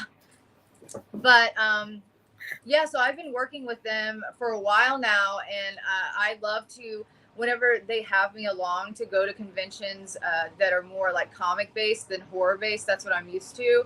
I get I reach totally new fans. They allow me to sell my movies whenever I travel with them too, which is so nice of them. And like I meet people in, like I just did a convention in Phoenix with them where I met like 3 guys that have been following me since I started my solo site back in the day. And they were like, we just love like everything that you're doing now. Like, it's so cool. Like, you know, you're doing everything that you wanted to do. Like, how does it feel? And I'm like, fucking great. You know, like it's amazing. And thank you for, you know, continuing and following me on this journey and keeping up with me, because I think that really the whole thing that really creates like a good healthy fandom is to constantly be doing stuff that they love, and also being very appreciative to your fans, because there's no way that I would be getting the parts, you know, per se, in the movies that I do if I didn't have the fandom that I have. Like I would love to say it's, oh yes, it's totally based on my acting ability. Not really. No, it's definitely because I have a decent following, and you know, because they know that their project is going to be seen more when I'm involved with it. I totally understand that. But, you know, I also recognize like I wouldn't have these opportunities if I didn't have this beautiful following, this fandom that I've created with everything that I've done so far. Like they really mean a lot to me, and I think that it shows, and hopefully, and you know, I hope they continue to support me with whatever I do. I'd like to get into DJing, for example. Hopefully they come to my DJ shows. Is there anything you don't want to dip your hands in? I mean, I mean, we discussed, aesthetics, styling, acting, drawing, dancing, clowning. Like now you're gonna be a DJ. Like, is there anything you don't want to do in this quest to conquer the world? I don't know. I dabbled in DJing several years ago, and I did a few gigs doing that, but then I sort of got away from it. But yeah, I really enjoyed it, and I'd like to get back into that. So it's not completely new. It's not completely out of the blue, but no, I just, I like to do it all. That's why it's jessadoesitall.com. I don't do anything with massage therapy, but I'm happy that I went to school for it. I learned a lot about the body. I made some great friends. I'm richer for the training that I got. As far as aesthetics goes, I'm not giving facials like in a salon or spa or anything. I'm not giving, skin treatments, but I can offer advice whenever my friends are looking to remedy certain skin issues. My skin is fucking amazing because of all the knowledge that I have from going to aesthetic school. As far as like going to cosmetology school, I did not enjoy working in a salon, but if somebody needs hair and makeup on a set, I'm available for that. Like, I love hairstyling and I love doing makeup. So all of that stuff is not wasted. Like, a lot of people are like, how do you feel wasting all that money? And I'm like, you know what? I don't care. Like, I enjoyed it. I made a lot of friends, and I got out of my house, in a time where I was kind of going through some depression, and I didn't feel like, I wasn't getting out very much. I was kind of a shut-in. And when I went back to school and started studying those things in professional schools, it really helped me get out of my shell, and it really helped me grow as a person, not just in knowledge, so I don't regret it at all. And, honestly, there's some schools that I want to go to school for hypnotism. There's a school in Tampa that I'm really interested in. I'm not even sure that I really believe in it. But I would love to learn everything that they have to say about it. There's also a mime school in Brooklyn. I was really, really into mime growing up. Whenever I went, and I told you I did all the drama classes, all 4 years of high school. And the woman that taught them, she was very heavy on the mime. Whenever I talk to other people that went to other schools, they're like, why are you guys spending this much time on mime? For the first half of the year, we would only do mime. And I loved it because, like I said, I was super shy, but I was a dancer. So I was very comfortable with like expressing myself through movement. So I excelled at mime. And there's so many ways that you can use that in clowning. Like, I would love to go to that school. So there's so many things that I would like to continue to do. And I'm not going to stop. Like, I'm just going to keep learning all the things that I want to learn. And whether I use it or not, it doesn't really matter as long as I enjoy the journey. That is an attitude that if more people in the world had, we would have a lot more accomplished and satisfied people in the world, because they would, we talked earlier about the whole everything stopping anybody from doing everything is fear of failure and lack of perfection. And if everybody just said, you know what, I'm gonna give that a try. This is interesting to me. Hey, why not? Why not dip my toes in it? Why not go all in? Like you said, they could be richer for the experience, or they might find their life's passion. They won't know until they try. Or you might just make a really great friend. Like that. There's something to say about the connections that you make through everything that you do, So I'm kind of, like I said, like, I'm a very shy person.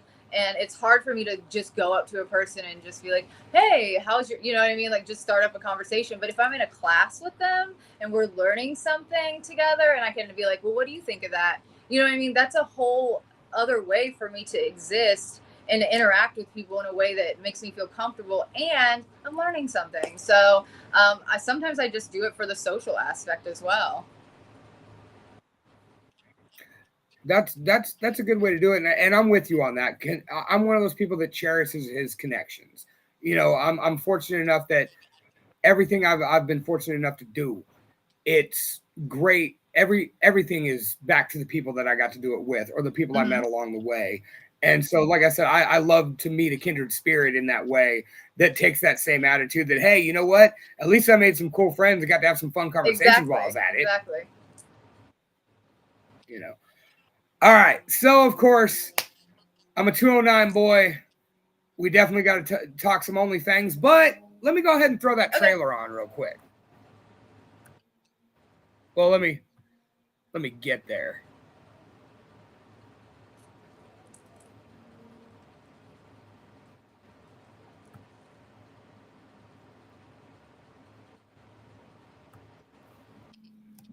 All right, for everybody still hanging out there with us, thank you, by the way. And this is a project done by Paul and Angie Ragsdale out there in Modesto, California. This, currently almost wrapped up for filming, is OnlyFans, starring our guest of the evening, Jessa Jupiter Flux. Check out this trailer real quick.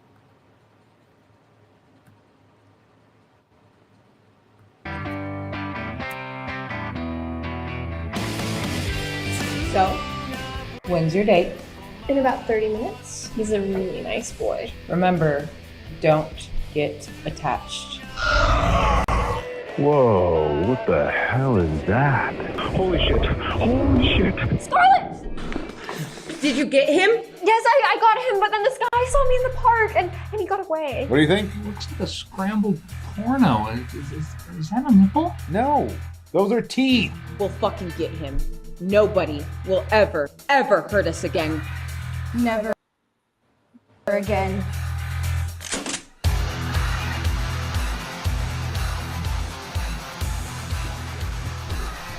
Who are they?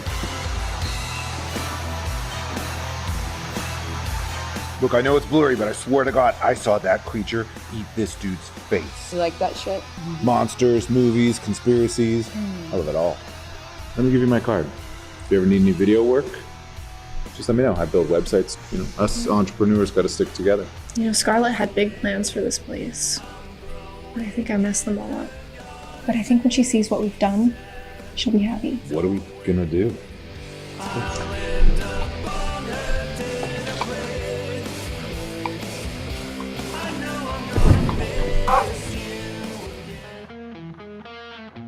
Scarlett is a vampire. Okay? Reese, Selena, Zoe, they're all vampires. What are you talking about? Like real vampires? Yes, like real vampires. Fangs. Reese bit me too. Damn. You guys let those bitches bite you?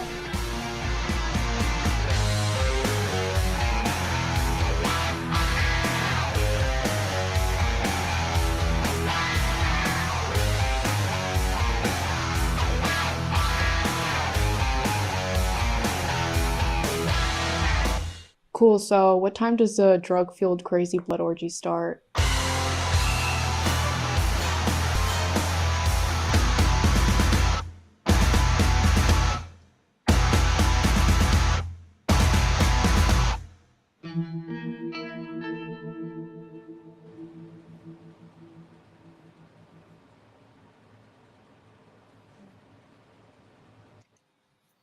And there it is. The darling of the 209 in the horror genre coming out. OnlyFans. Oh, yes. Her dog has been sitting side saddle all night. Hey, man. She absolutely adores dogs of all shapes and sizes.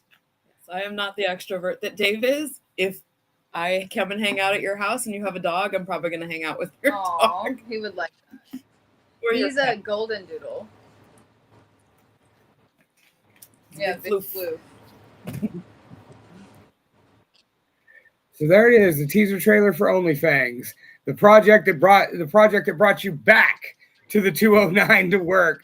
Tell us a little bit about working with that whole group of people. I mean, we all know they tend to hop movie to movie, you know, from Slash Party, and then you got added in the Murder Slides group, and now you're back. Tell us a little bit about working with Paul and everybody. Well, out I there. really enjoy working with Paul and Angie, and they tend to hire back similar talent, like they like to work with the same people over and over again, which a lot of directors do. If that's kind of normal, when you know somebody's reliable, you're going to keep working with them. But I just love their environment. They're one of their mothers, I think it's Angie's mom, cooks for us whenever we are on set, which is really cool. They are just like, they're so facilitating, and like anything that you need, like if you're not feeling it a certain day, like there's something, like they're so happy to just make anything work for your needs, which I really, really enjoy. And also, I feel like they've challenged me with this role quite a bit. So I'm playing Gwen in Only Fangs, and usually I play a lot of sexy, you know, sexy girls that get killed first, you know what I mean? Like that's kind of a thing that I do often, and I don't mind playing those roles, like especially the bimbo roles. That's so fun because it's totally not my character in real life, and so it's like fun to embody that for a while.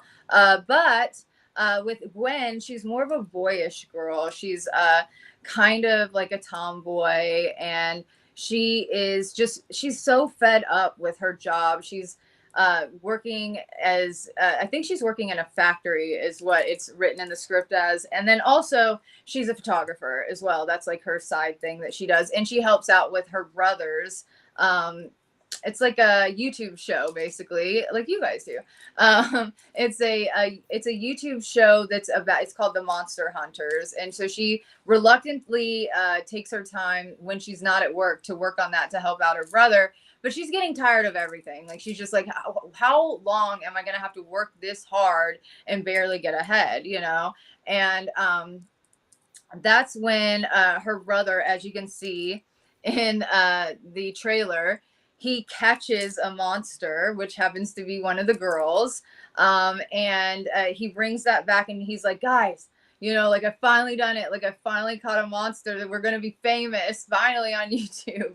And then the girls catch wind of this, and they're like, absolutely not. So they go in, you know, with the idea like they're going to stop this, you know, and then they form an alliance. Like the guy that is running everything for Monster Hunters, and they're Monster Boys. He forms an alliance with this vampire crew of girls, and so that's basically all I'm going to tell you because I don't want to tell you the whole story. But my character kind of gets adopted into the crew, and they're just like, you don't have to work this hard, like you can work with us. So, and they kind of set up a website that is based on people that fetishize vampires, but everybody thinks it's just like an act, you know. It's just like, oh, this is just content that's like a little bit, you know, racy, it's like a little bit violent, but it's not real. And then come to find out, you know, it is real. So I love the journey that my character takes in this. She goes from just being very fed up. She's got a personality on her where she's not very showy of her body. I don't know if I get the idea that she's like self-conscious or anything like that. It's just not been anything that she's ever even explored. So she's really having this awakening where she's learning about like her own, not only like sexuality, but she's building this confidence in her that kind of brings out this other side to her. So she kind of has that, like that, you know, transformation. And I just really love the journey that Gwen takes.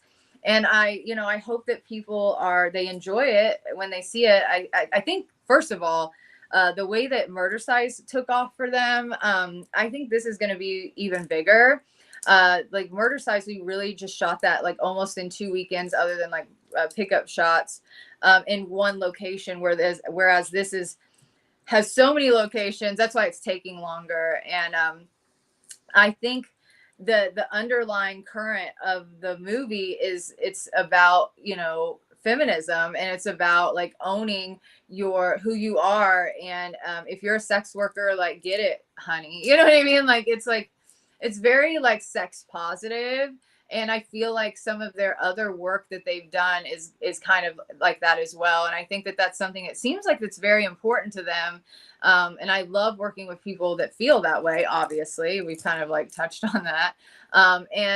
So yeah, I just really always have a super awesome time working with everybody on their sets, and I hope that they will continue to have me be a part of anything that they do from here on out. You know, like it was my first movie that I had done out in California. Murder Size was, and that was a big deal because you think growing up like California, you know, like that's where the movies are made. You know, it's not, it's not.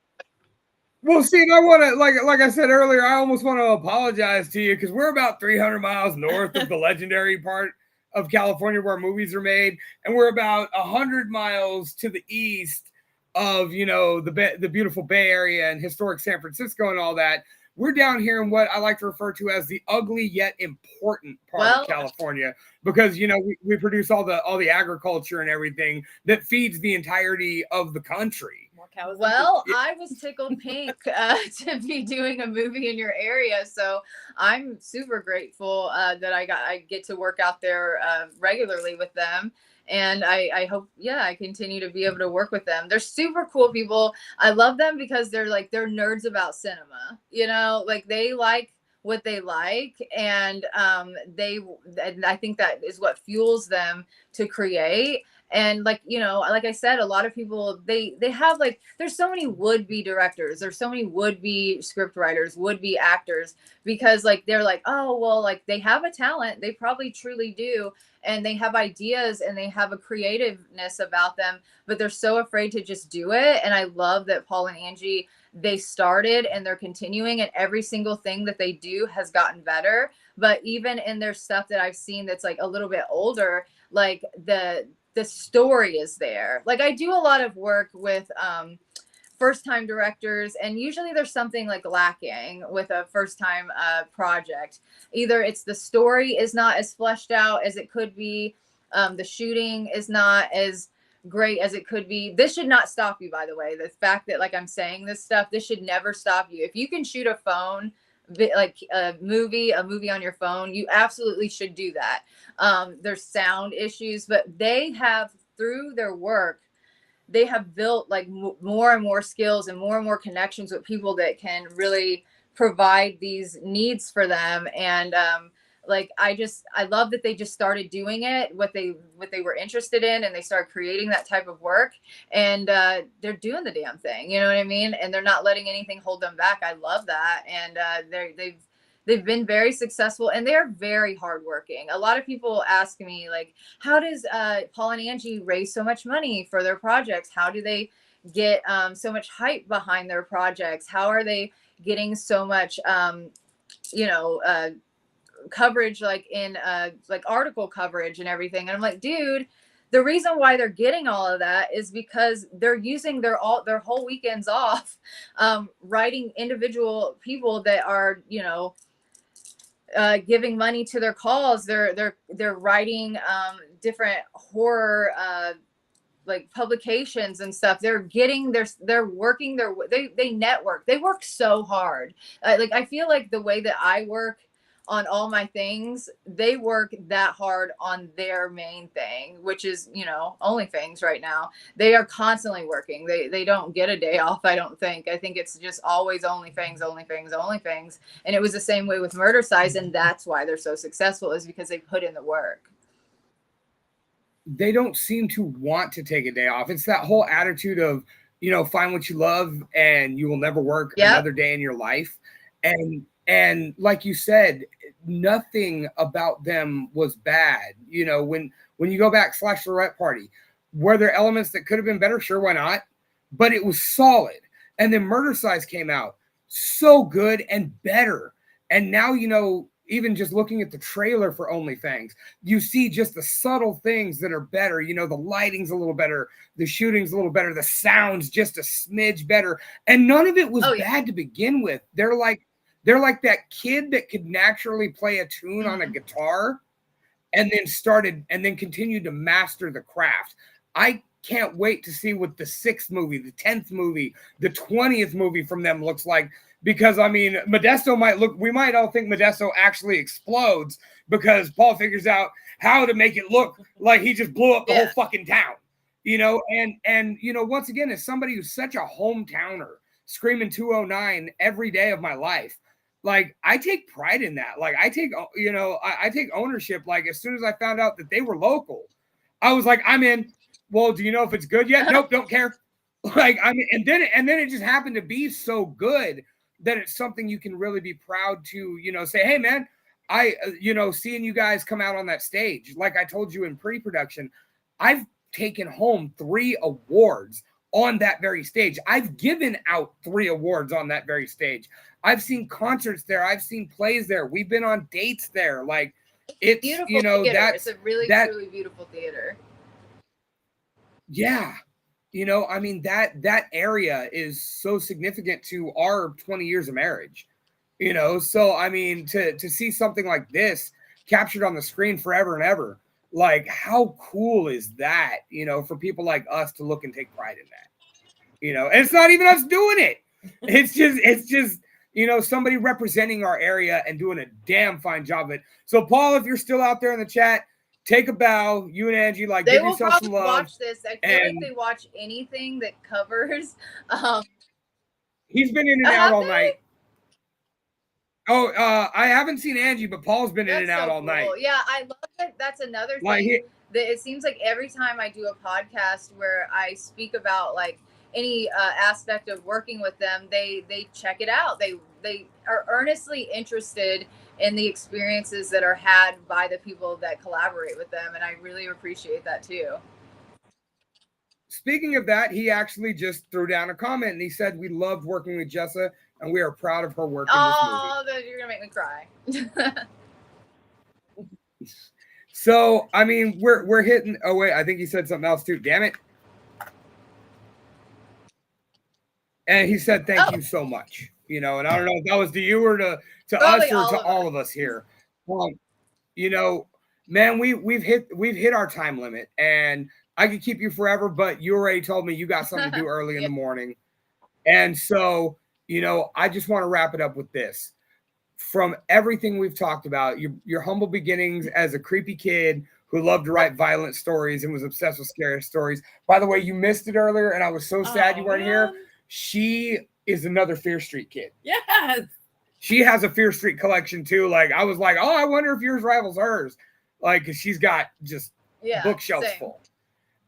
And so from your humble beginnings as a creepy kid to dancing, to being a clown for your first performance, to content creation, and not even realizing that until you just mentioned it, that you're one of the driving forces behind, sex workers coming up with their own platforms, to now you're in every fucking movie I seem to watch these days and beyond. If you have one thing to tell everybody out there, what is it? Like, what do you want to say to leave that lasting note in the world? Well, just do it. Not to like quote Nike or anything, but literally, don't let your hangups and your concerns about not being perfect, not looking a certain way, whatever the thing is that's holding you back, lack of skill, you will learn on set. Like I said, I take acting lessons. I take them very seriously and I take them very often. But the acting that really, like the lessons that I've truly learned that have really meant the most to me is being on set and asking my fellow, scene partner, like, how did you come up with that, like, response to that? And then hearing their techniques and their theories on like approaching like a scene or whatnot. Like the best thing that you can do for anything in life is to just fucking start. Just do the damn thing. Whether that's like there's somebody that I work with in town, Vivica Darko, that I saw their first movie. They shot it on an iPhone, and I saw it, and I was like, why was I not in this movie? And so I started harassing Vivica, and I was like, your first film was so great. Like, what did you shoot that on? They told me an iPhone. That's the kind of gumption that people need to have. You know, like if you have an idea, you know, the best thing you can do with it is to flesh it out in the best way that you know how at a given time. You're gonna learn. You're gonna gain more knowledge and skills by just trying and just doing the thing. And if you want to do anything in this world, the best thing you can do is to just start. Couldn't have said it better myself. By all means, our esteemed guest, please let everybody know where they can find all things Jessa. JessaDoesItAll.com. That is my website. That's where you can see any current campaigns that are raising funds for any projects that are, you know, in pre-production or post-production sometimes as well. I put anything that's streaming. I try to update anything that I have that's streaming online, a certain section of my website. I have all of my socials there. I have how you can contact me to book me for things like films. I model, so I take modeling gigs as well.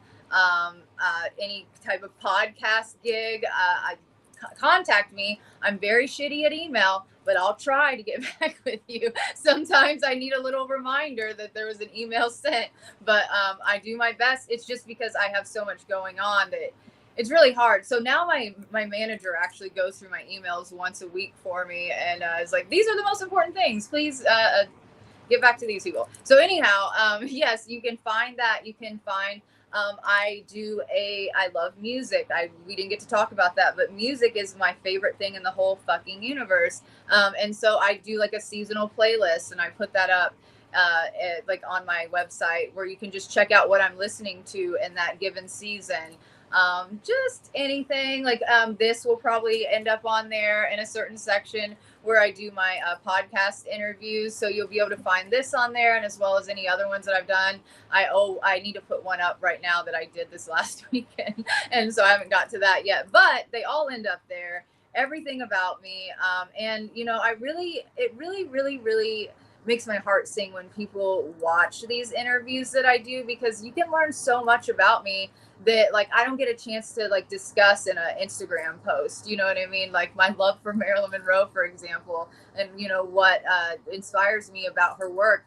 You would never know that, you know, unless you watch these interviews and these with these cool people that are like happy to have me on and interview me, and you make me feel so good. Thank you so much for having me. It really means a lot to me. It makes me feel like I'm, you know, the most famous actress in the world whenever people want me to you know, be interviewed. It's so awesome, you know, like, so thank you.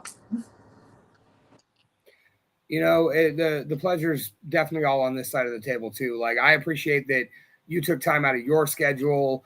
You know, we had that mix up where you even got up early for me today and it was the wrong time. And you know, just the fact that you were willing to take the time out of, after everything you told me you've got going just this month alone, you know, that, and the fact that in these last couple of weeks leading up to it, you've been absolutely, I even told somebody the other day, I'm like, dude, my guest coming up is super chatty. Like, this is awesome. Like, somebody who actually is excited about being on and has made the time to just pop in occasionally and say, hey, you know, what were you thinking here? Or, hey, you know, I mentioned the whole idea of, you know, weird, creepy DMs. You're like, does this count? You know, type stuff. And just for you to make it a point to be ready and just let it all hang out here for 2+ hours. And you know what? We're going to have to do a sequel. And hopefully when the OnlyFans premiere comes in, maybe we could do it in person where we could sit across a table and do it together, and maybe share a meal and continue, you know, swapping stories about anything and everything. I would love that, and I really hope that I can make it to this premiere. I couldn't make it to the Murder Size premiere because I was booked on another gig, but I am like praying to the gods and the universe that the stars align and that I can make it to this OnlyFans premiere. I love going to premieres of my own movies. I don't know what that says about me, but it's so cool to see other people their reactions in real time to something that's completely new to them. Because, you know, I know the story. I've read the damn script 50 times, so I know what's going on.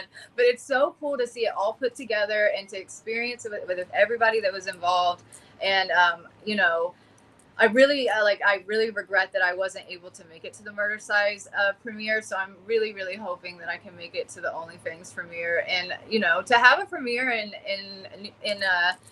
California. You know what I mean? Like I said, like you said, it's not like it's not LA, but it's like it's in California, dude, and that like means a lot to me. And I'm from the cornfields of Indiana, like, so everywhere in California is LA to me. So hey, we got the cornfields and the tomato fields so out like here too. home. But let's go ahead and let's go ahead and put a bow on this one real quick. I'll be honest with you until you're ready to drop in post, but let's go ahead and put a bow on this one because I'm also only allowed so much time on www.pirateflagradio.com, which is where you can hear this podcast, and it will be airing next Saturday night at 11 p.m. Eastern Seaboard time, which would be 10 over there in Evansville, Indiana, and over here at 8 o'clock on Saturday evening. So if you're headed out for a fun evening, you can check that out. And you can always catch us every Friday night live at 9 p.m. on Facebook and YouTube. That's the Lunch Hour Show. You'll see a picture of me. Sorry about that. And this beautiful lady. You're welcome. Other than that, Jessa, can't say enough. Thank you again. And you know what? We'll definitely get to work on a sequel. Take care, everybody. Good night. Thank you for hanging with us.